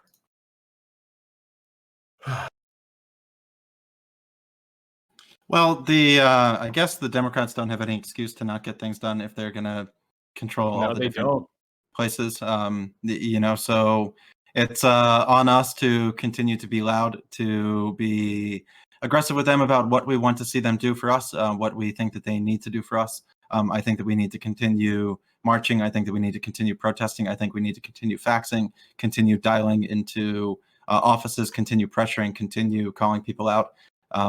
I think that we need to continue to try to push forcing votes on a multitude of different issues. There's no place for them to backpedal into. There's no reason that they can't, at a minimum, bring the questions to table and so forth. I literally don't have anything else to add. I'm not completely optimistic that they're going to be doing much. As I stated before, I don't really think they're going to go up to 2K on the stimulus. I mean, they have to get everything through Joe Manchin, additionally to other people. I'll give the microphone to other people. I can go. Just I don't want to sound like a broken record here. The Dems have the floor. They have no excuses. Don't fuck up, because I don't want them to fuck up. But if they do, and when they do, I hope they don't. But when they do, I will be here to criticize them, just like they criticize us for every single thing that Trump did that we didn't support. Yet somehow we did support it because we voted for him. So I expect you guys to at least own up to what the Democratic Party is doing and what you voted for. I also think the Republican Party needs to turn. I don't know who said this, but I really liked it. The Republican Party needs to turn into the party of proposition, not the opposition. I feel like the Republicans were just saying no, no, no, no, no, and not enough. Here's what we can do. Here's what we can do. And that's kind of why the Democrats are always pissed, and that's what riles them up, because like all the Republicans are doing is saying no, while the Democrats are actually trying to do something. Which is what I respect, even though I disagree with them. With what happened in Georgia, basically the Dems taking the Senate. I really hope we can unify. I don't know if we will. I don't think we will. If I had to guess, because you have all these Democrats like Cory Bush and I think it was AOC that are calling for the expulsion of anybody who supported Donald Trump and his what he did, which I didn't agree with, but I don't think that's grounds for doing so. I think the Democrats have the power and they're not choosing to unify, which is something the Republican Party wants to do, and I think it's very dangerous. I think we need to keep an eye on it, and I think all of us in here, we need to be cognizant of the divide that the Democratic Party and even the Republican Party are trying to do. I'll go. Sorry. Okay, continue. I mean, I'm just like, if you look at like the organizational strategies of Biden, for example, it seems like he's picking a reasonably like diverse set of people in terms of ideology, at least on the Democratic side, diverse within the Democratic side, on like people to run his administration. You compare it to like Trump or compare it to like the previous administration, they're all consistently picking pretty conservative picks. I want to say that every one of the Supreme Court justices appointed were like a Federalist project, like appointee. I don't know that. It seems odd to say that one side is the one that's pushing for disunity. Well, for sure, but this is my frustration as somebody with like conservative sympathies or Republican sympathies or whatever. It's like, okay, George Floyd had a knee on his neck for fucking 8 minutes and he died as a result. There's been police shootings where people have fucking died that were horrific, that nearly everybody agrees is fucking horrific. We have the political ability to pass some form of law enforcement reform, whether that's universal funding for body cameras, whether that's guidance on uniform use of force, whether that's implementing social programs like a lot of people have talked about social workers, whether that's going to be somebody who's a part of the police department who does a ride along, or if that's going to be a separate institution. And some of these are parochial, right? Some of these are state level, some of these are county level, and all that kind of stuff. But the feds can really come out and set the tone and say, listen, we were saying Black Lives mattered all summer.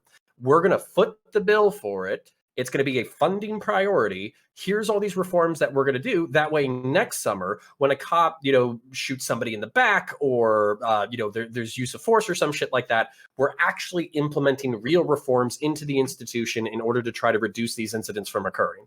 Now, that is what I'm interested in. Otherwise, once Republicans seize control in 2017 and 2018, if the fucking Democrats haven't seized on the political momentum and opportunity that they have, then we're just going to be back to fucking square one with fucking riots and bullshit.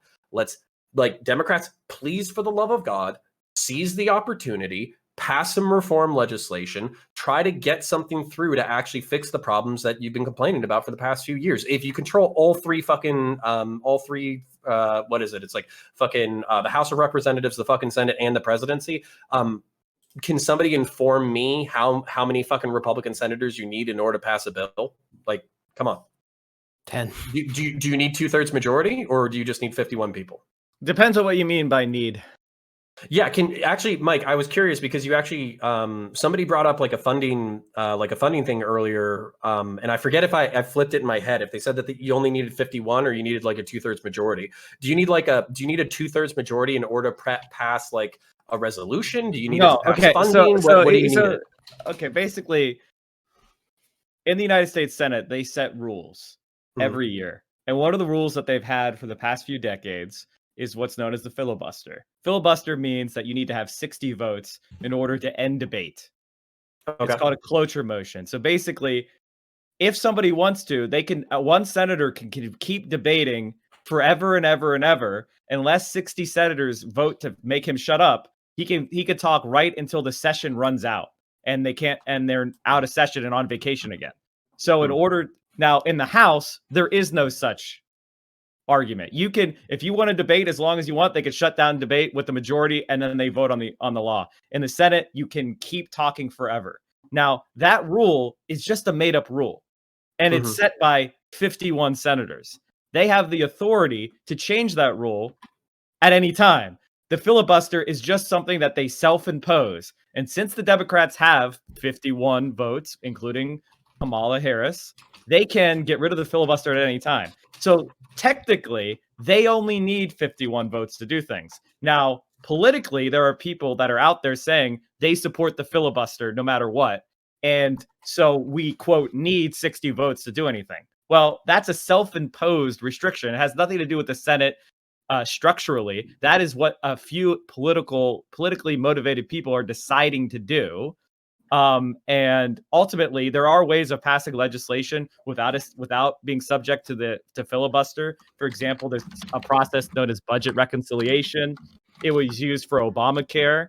You can pass major legislation through it.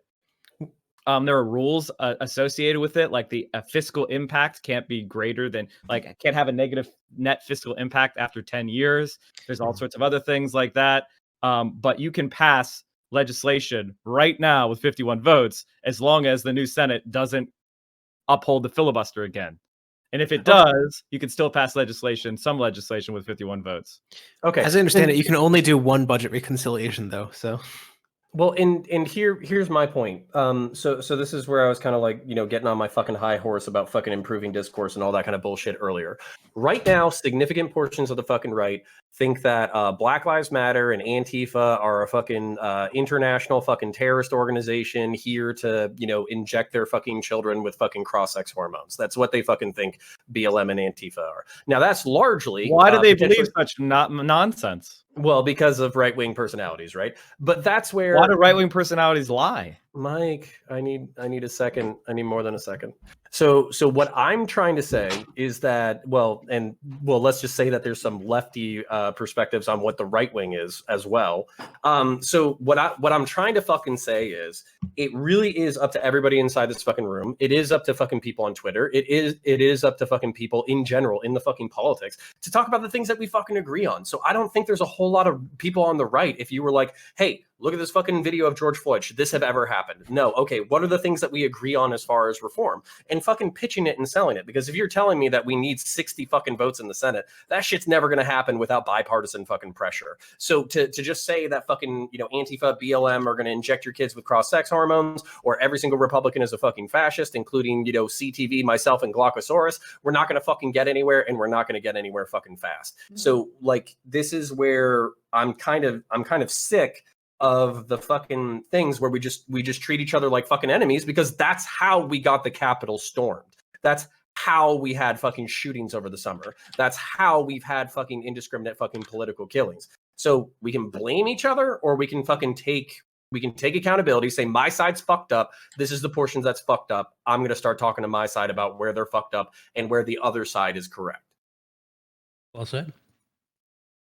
I wanted to touch on a point earlier that we were talking about everyone saying okay, the left better, they better do their jobs. They got what they wanted. The only thing that I'm vaguely concerned about is that establishment Dems are not going to be on board with some of the more extreme radical left ideas, like a 2K stimmy or whatever. I think just recently, I forgot the name. There was a Democratic representative that was like, I am not going to be in favor. Okay, yeah, I'm not going to be in favor of a 2K stimulus no matter what. And it's like, God fucking damn it. So I mean, did he say that? I thought he was just against the packing the courts and no, he came out. It was very recent. It was today. Aftershock. Wow. I wanted to point that out to you that most of the lefties here, they're not liberals, they're leftists. So there's there's a political. Well, we got one liberal. We got sock them left. Well, right, Fuck right, off. right. No. But, I mean, did any of you guys hear this rumor? Because I thought it was the most ruthless shit I ever heard in my entire life. Apparently, like Mitch McConnell called Joe Manchin into the office ostensibly about. I keep using ostensibly. I don't even know if I'm fucking using it right. But he called Joe Manchin into the office to see if he wanted to switch party affiliations. Why would Joe Manchin Manchin get switch? 51 seats in the Senate? Why would and Joe then Manchin switch? Manchin's just like, There's nothing to be gained. I mean, why would he switch? Sorry for laughing. Be a weird Like he time to won as a switch. Democrat. Why bother switching? There's no reason to switch. No idea. I mean, just because he's a conservative Democrat, though, right? Like he's actually like a social conservative from West Virginia, right? No, I Am I would straight call him conservative across the board. Actually, right. If you actually look at the way he talks about policy, he's not like some populist, like who's socially conservative and economically left. He's just conservative. He believes in balanced budgets and shit. Like there is a huge deficit of politicians that are actually like populist in America in reality. That's actually bad. No, good. Because they would be I think populist politicians, like populist conservative on social issues and economically left, that is a large chunk of the population. It's interesting that is not represented at all. Donald Trump is a bad example of that. You have a fascist rising up who literally he doesn't care about any of those policies. He doesn't care about helping the poor people of West Virginia. And I think Joe Manchin is terrible. He's an awful politician. And if Joe Biden's presidency fails, it'll probably be because of Joe Manchin. Speaking on something that Aftershock said that I really liked, and to kind of like touch on what Mike just said about Trump not caring about these policies. Aftershock, you said that if Trump really cared about people getting a $2,000 stimulus check, he wouldn't have waited until like the day that the bill was signed and then come out and have said something. And I really kind of agreed with you there when you brought that up. That if he did actually care about trying to improve the situation for American people at the moment, he could have been on Twitter every single day saying, no, we need more than like a $600 check, rather than wait until after it was already signed and know that you're going to get your media circle, know that you're going to get your outrage, know that you're going to get your clicks and everything. So that was I'm actually hoping that was kind of like a moment where some of the Trumples might see and might recognize that he's not exactly playing his 5D chess all the time, but he's kind of just still being just like a media hog. But yeah, I'll stop there. I thought you were going to say he didn't say that. I was like, what?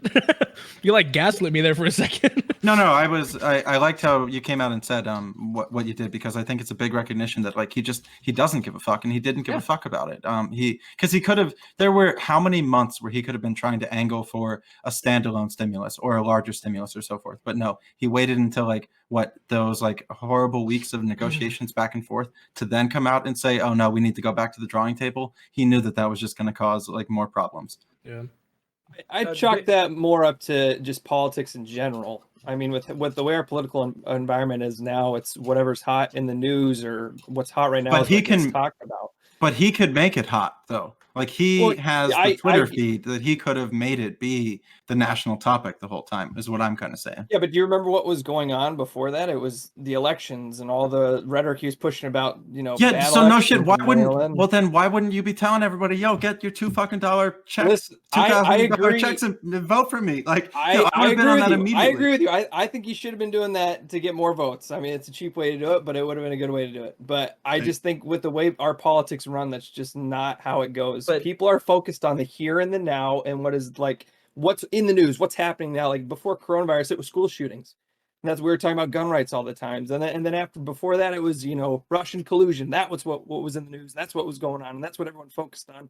All of these issues were still issues, but it's just the fact of the matter is it's just the way our culture runs. We just focus on what's the most immediate event, and that's all we ever talk about. And then we eventually get nowhere in it. And then the next big thing happens, and then we totally forget about whatever it was we were talking about before. And nothing ever gets done. Well, and this is where I think that we need to leverage this political moment. So for instance, like basically what Aftershock and Touring News both brought up was that it seemed like pretty fucking opportunistic that Trump basically waited for the deal to be there to fucking basically torpedo it and then use his political leverage to try to get everybody back to the drawing board, because he wants to fuck with all the politicians that are basically fucking with him. He wants to fuck with the media establishment that's fucking with him. He's a cry bully. That's what he is. So what we need to do, and I keep saying we, as somebody with like conservative or libertarian leanings, is we need to point that shit out to people. That way, if he tries to come back in 2024, people are like, no, fuck that guy. He's the guy who started the riot. He's the guy who fucked with my checks. He's the guy who basically divided this fucking country in two. And even if I agree with him on fucking policy on ABC fucking issue, that guy's still an asshole. And that's what I'm really worried about, because I've said this before and I'll say it again. I'm not worried about Donald Trump. I'm worried about a competent Donald Trump. I'm worried about a Donald Trump who fucking understands the law, understands the limits on his power, understands how to manipulate it, understands not just how to manipulate the media machine, but also to leverage it into forwarding his agenda. And of course, there's like right-wing causes with, but at the same time, like this is the only reason why we don't have a fascist coup is because of incompetence. The only reason why we don't have like, more violent and terrible shit going on is because our forefathers were smart enough to set up Republican checks on power. So this is what I'm fucking concerned about, and it's up to us to unfuck communication in this country. Well, just to kind of like, balance everything out, let's not forget that Donald Trump isn't the only one that had a hand in dividing the country. You know what I mean? Like the media was 100% against him. You always do this. You always do this whataboutism shit. It's like, dude. No, no. Hold on. I'm not doing whataboutism. I'm not. I'm acknowledging that's everything you just said is true, but we need to acknowledge all the problems, not just one. That's all I'm saying. Sure. I completely agree with you. If you listen to quite wise people, they'll come out and tell you that Trump is just a symptom. He is not the problem. I mean, this goes from Chris Hedges to like anybody else that writes on the topic. There are deep problems in the country, which was what I was trying to talk about. There are problems with our economics. There are problems with our healthcare. There are problems with our housing. There's problems with our racism. There's problems with our policing. There's problems with our environment. There's problems with our infrastructure. And we haven't done we haven't done work on any of them. And I want to say, I'm going to be, even more doomer than I was before against something that you said, CounterPoints. You don't want to return to square one. You don't return after events as such or events that have been plaguing this nation. You go to square two. Things, continue to escalate. Parabolic systems continue to grow at parabolic rates. Whether this is equities markets, whether this would be cryptocurrency markets, whether this is terrorism, stochastic terrorism, attacks, divides, or so forth. So there is no returning back to the square that we were at. There is just continued squaring of escalating tensions as this goes forward. Hold on. So let me ask this question then, because that's actually a really interesting view on it. So for instance, like we had for me, this has been boiling for months, and it's been boiling for years, really. It is basically people believing that, Trump is the omniscience sent here to save us from, the fucking demon rat pedophiles and fucking whatever. And this is kind of the culmination and the explosion of it. But what I'm hoping is that I'm going to dinner because I love my sensible portion of my conservative family. And I already know my parents are disgusted.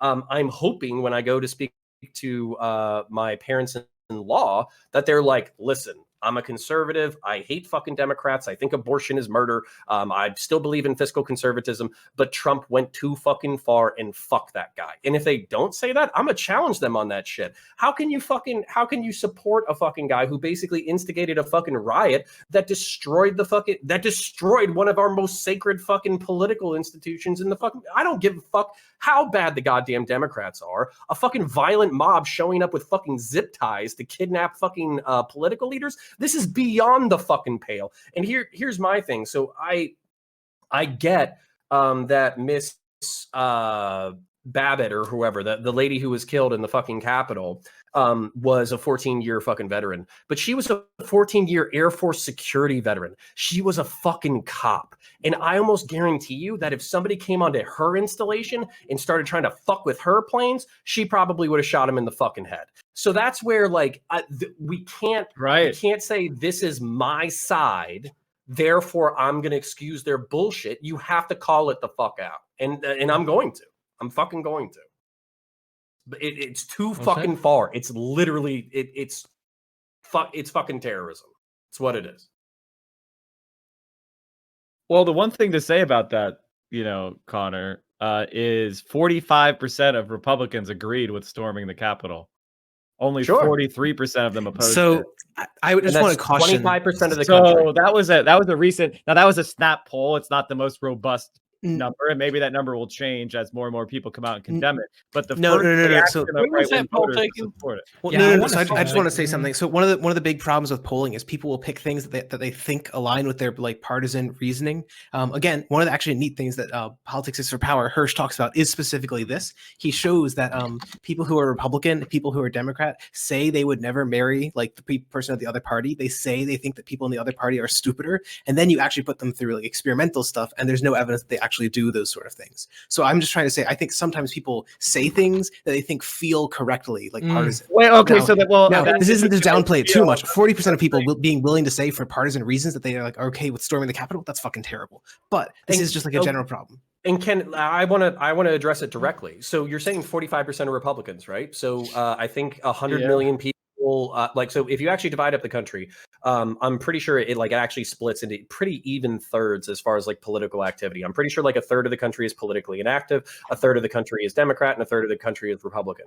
So you're basically actually talking about 20%, 18% of the fucking population, of which 0% of this is acceptable. But if you have 80% of the population that are like, hey, motherfucker, that shit went way too far, and the next time you pull some shit like that, I'm going to kick you square in the dick, either metaphorically or literally in real life, that's going to be a strong message. So that's where I'm kind of doomer-pilled by Turing News if he doesn't agree with my assessment of reality, that this was like a boiling point that boiled over, that hopefully we can all take a step back and say, oh, You send that to me, Central. far. Yeah. This is a can't say that. news. I'm trying to find the original poll. These are articles describing it. I'll be quick with some things. I did get linked a different poll by somebody later in the day where it had much lower numbers. I don't know which poll is accurate. I don't use polling all that much. It's definitely a weakness of mine. You probably heard 90% of Americans support it. No. I got a good link on a different one. I was trying to look through my history to see if I could. But Mike, sorry. Yeah, well, to what you were saying, Counter. Yeah, I hope that people kind of take it as like an awakening moment, like you're saying. You know, I hope that it is going to be a moment where there are going to be people like you who are going to say, okay, this was a step too far and this was a bridge that went too far. I'm not exactly thinking that it's going to go that way, but you know, I would be very happy for you and your peers and your party to prove me wrong. So let me give everybody in this room a rhetorical weapon to deal with anybody who's trying to defend storming the Capitol. Okay, literally just ask them, are you okay with the fact that a police officer got beaten to death with a fire extinguisher? Just asking that fucking question, because I almost guarantee you that fucking 45% of the fucking 45% of Republicans is going to drop to less than 1. I almost guarantee you that it's if you were asking Americans in general, it'll probably drop to less than 10. I get that there's a lot of boogaloo boys. I get that there's a lot of fucking revolutionaries. I get that there's a lot of 3%ers. And even I have my fucking boog and 3% fucking sympathies. But guess what? My fucking line is very clearly at when you're trying to use libertarian rhetoric to install authoritarianism and you beat a fucking cop to death with a goddamn fire extinguisher. And that's something that you can beat over the head with your fucking conservative parents at fucking dinner. You can beat over the head your fucking asshole brother-in-law who fucking keeps sharing dumbass fucking YouTube clips with you. You can fucking share it with your fucking weird Republican uncle. Hey, so you're okay with the fact that a cop got fucking beaten to death with a fire extinguisher by Trump supporters? That's what you're telling me right now. Right. And I almost guarantee you the answer is going to be no. So Okay, wait. counterpoint- So you're saying so you're saying they're Counterpoint being to what logically you're- inconsistent. Come on, man. Come on. Give me, Mike, slow down a little bit. give him a moment. Mike, you finish what you're gonna say. I'll throw it over to CTV. Okay? Oh no, I was just gonna say, like, you know, you're not gonna rationally argue these people out of these positions. They are identified. That's with not true, man. Come as on, their. dude. Okay, you think you can rationally argue right wingers out of their support for Trump? No, what I'm saying is like if every you just possible talk to these argument guys has been rationally, made. My But bad. you're interrupting me in the middle of my point. I'll explain go ahead. why I believe Okay. that if you let me finish. Mike, then Aftershock on CTV. That's what we'll do. Okay. So the reason why I believe that is politics. Now, people can self-persuade over time. But me having one conversation with you where I talk about why all these arguments in favor of Trump's, like the election being stolen, was a lie, you're only going to adopt them if it's part of if it's acceptable to your identity, your social context makes it okay for you to listen to me. and all sorts of other confounding factors, which is why we have such a problem in the first place, because the conservative movement is building itself its own bubble, its own redoubt, where no facts from outside, epistemic closure is what it's called, where no facts from outside can come in. Because why? That's pedo facts. That's mainstream media facts. That's, I have alternative facts. Now, when they said that, we all on the left laughed at that, alternative facts. But the reality is that's an intentional design that they've built. And when I say 45% of Republicans approve storming the Capitol building, it's in black and white, clear as crystal. That's what the facts are showing you. Now, I'm scared of that fact. I think that's what one crazy. poll that was taken from a pretty probably specific Okay, so you can argue that's right. Okay. Yeah. Also, let's. Hold on. Let me say this. I will grant you. Hold on. I will Jesus. grant you. Okay. I was interrupted, Okay. and then I'm not going to let you double. Yeah, let's Mike, you done. finish your points. You got 15 seconds, okay? Done. I'm happy to grant you all of the, okay, maybe that number is not really 45%, maybe lower. Whatever you want me to say for you to feel that I'm not trying to say all right-wingers are fascists, fine. Maybe in the future it'll be a different number. But right now, there's a significant portion of this population that's in favor of an authoritarian, anti-democratic politics. And that's what Donald Trump has built. That's what we have to face. Okay. So, next. I found the poll that I was looking for. I'm going to link it into the video. Sorry to interrupt you, Dylan. Okay, I'm so going to link it into your stream. Aftershock and CTV, you wanted time to speak. Aftershock, you asked first, and then we'll throw it to CTV, okay? There we go. Okay, so I don't think anybody in this room, honestly, even you, Central Committee, doesn't believe that we need to take a look at it. We also have to take into account that it is literally 2 days since that happened, 3 days since that happened. People are still completely pissed. People are still riled up. And not to mention that a lot of these people, all you really have to do is just talk to them rationally. Sure, I'll give it to you that some are just fucking insane people that just want, they want blood. But this is the problem. This is part of the problem that we're talking about. People like you that are trying to paint the Republican Party as nothing but people who are just out to destroy democracy, and they're complete radicals and fascists, and all they want is blood. That's part of the problem, and even that that's not true. And I just think you need to revisit that and just think a little bit more critically. That's yeah. Okay, Mike, do you want to respond to that? That was directed towards you.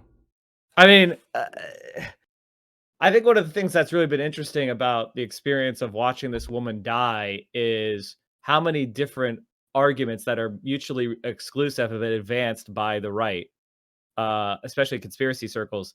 For some, I've heard it's a false flag murder. She's actually not dead. That was from Linwood, one of Trump's attorneys, in the case trying to overturn the election. I've heard other examples. Can I ask a question quick? Is that Trump's ahead. attorney or Kyle Rittenhouse's attorney? Because I keep hearing one or the other. I think he might be both. I know that Linwood was involved. He might have been something that the Trump administration just advanced and maybe technically wasn't. I think he was definitely doing joint press conferences with Sidney Powell, who was doing joint press conferences with Rudy Giuliani. So exactly who he's the attorney for at any time. Attorneys can have more than one client at a time.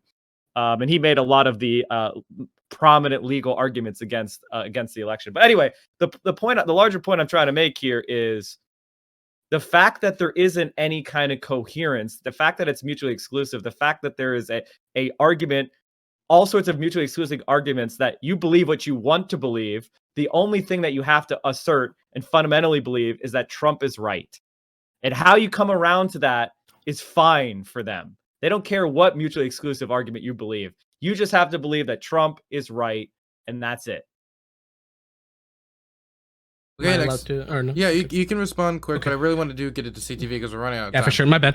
Yeah. I mean, this is just complete disingenuous stuff to spew. I wouldn't take the radicals at the Black Lives Matter riots and say that that the whole left wants to abolish the police. No, I'm just pointing out the fact that there was a lot of damage done. There was a lot of people killed. There's a lot of people assaulted. And we need to address the problem. But I am not here saying that the entire left is the one that we're out there. The entire left is the one that wants blood. The entire left is the one that wants all the cities to be burned down. But that's what you're doing. And it's just really unfortunate to see. But I mean, go figure. Yep. So good, with CTV. that, like counterpoints, we have gotten so far away from what you said, though. I do want to point out the fact that the police officer that was killed was also a veteran, right? So that's where, like, I lay the complete blame for this entire thing on the government's response. And when I say government, I mean the people that were inside the building, I mean the cops that were outside the building, and I mean the motherfucker that was standing up on that podium that basically told these people to go fucking over there, right? So all of that played together the fucking part. They got 5 people fucking killed, right? So that's all fucking bullshit to me. It's all fucking bullshit, and because of their ineptness to have the proper things in place, even though they were requested ahead of time, is the point where what is more important at this point, right? This building and the things that are in it, or the people, which are Americans, right? So you kind of have to pick your poison there, and the government completely failed us, the people, when it came to an appropriate response to begin with, and therefore those should be the same motherfuckers that would be held responsible after the fact, and not killing anybody, just evacuate fucking everybody that's there because they weren't fucking ready. I've got something spicy to jump in with, but it might just throw a grenade in like the entire night. Do I dare go here? Go for it. Go for Yeah, it. Dylan, Please. how Wake much us time up. do we have? Wake us up. Well, it's like we're very outraged at a certain number of fatalities at an event, and yet I look at the numbers of COVID-19 fatalities across the country that I consider also to be government failures, and something that the government could have done a much better job on minimizing the casualty amount on. And I'm just like, man, I think the number was over 4,000 people today that died from 4,000, COVID-19. yeah. And it's just we should ask the question about COVID. I'd love to hear what the conservatives think about. Well, we have 3 Chinese minutes, virus. so I don't know if we're gonna all debate the COVID crisis in 3 minutes. I'm not trying to be. I'll end in 15 seconds. I'm not trying to be bad faith. I'm not trying to yell at anybody. Sure. I'm not even trying to start too big of fights. I am just saying it's like, to me and to a lot of people on the left, the entire year, we thought that there needed to be a better government response to COVID-19. Now that there's an event where the right thinks that there should have been a better government response, I'm kind of curious, is there going to be able to be a bridge that would potentially be able to be built going back to, an actual retroactive look at the COVID-19 response? Now that maybe a little of the veneer of Trump has worn off, are we going to be able to reopen this debate of, okay, were there some mistakes made? Were they made here? Were they made there? Or so forth?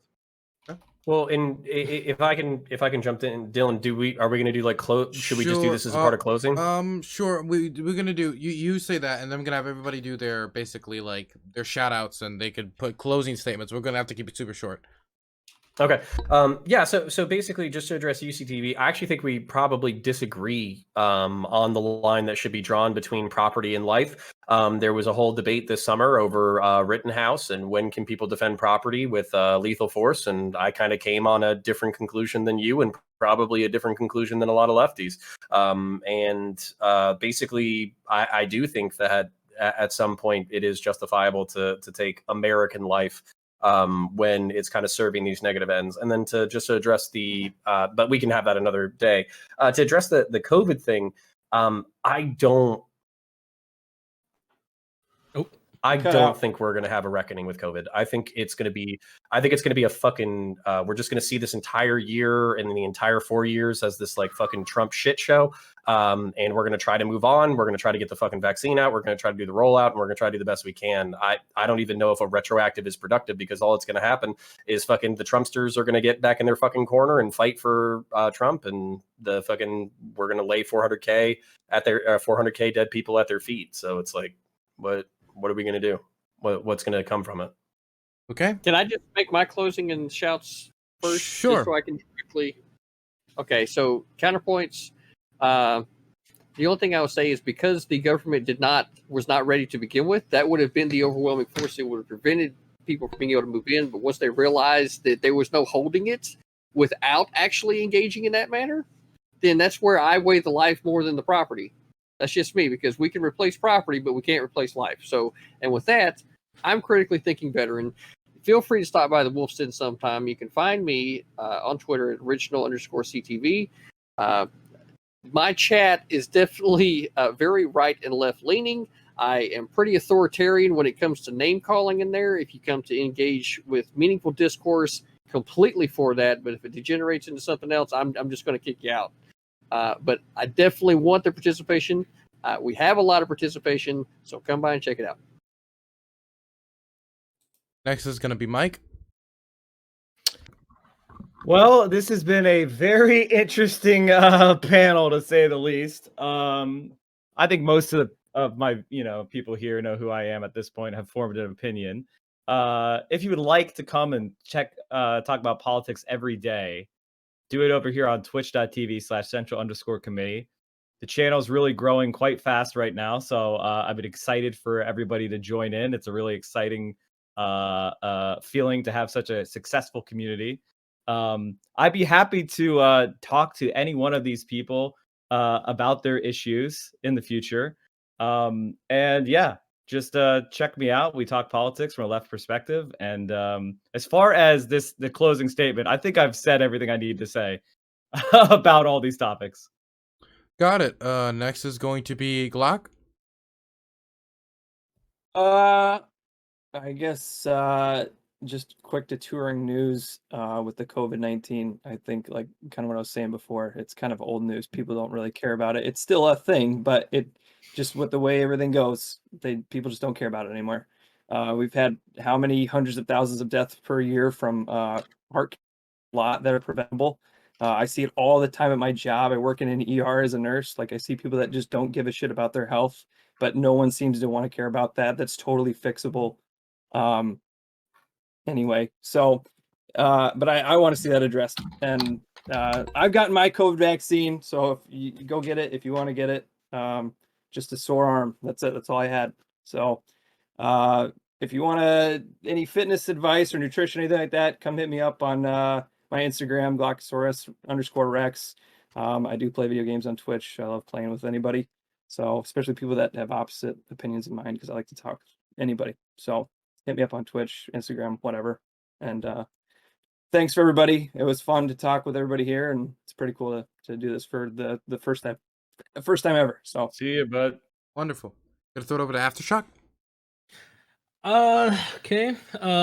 Thank you for having me. Really appreciate it. My name is Aftershock. Same thing on Twitter. It's at Aftershock, but the A is actually like the @ symbol. With a 1. Same thing on Twitch. Same thing everywhere. It was a pleasure to meet you guys. CTV, really good. CounterPoints, loved it. Central Committee, it was everything I thought it was going to be with you. Guys, let's come together. Let's stop trying to demonize the other side. Let's call out evil when we see it, because I guarantee you 99.9% of the time we will agree. It's just on the answer that we might disagree on, but we can get there in a civil way. And again, what unites us is so much more than what separates us. Okay, next we're going to throw it over to Denims. Yeah, thanks for having me. This was actually a pretty fun panel. I'm Denims. I'm a lefty Twitch streamer. I stream every single day at 6 a.m. PST, hardcore boomer hours. Cover news, politics, React Andy stuff. Thanks for having me. Okay, next I'm going to throw it over to Connor. So I run a YouTube channel because I'm a fucking boomer, not on Twitch like all these fucking Zoomers over here. So I'm a YouTube channel. If you go to my Twitter, at CounterPoints, if you're on Twitter, there's actually a link right there that you can click on. You can subscribe to my YouTube channel. I promise I actually do have some fucking chud takes. So if I seem sensible to you and you're on the left or whatever, don't worry, you'll hate me soon enough. And no, I do appreciate it. I know I kind of got on my fucking high horse about fucking discourse, but I talk to lefties, I talk to dissident right people, I talk to right wing people, I talk to fucking everybody.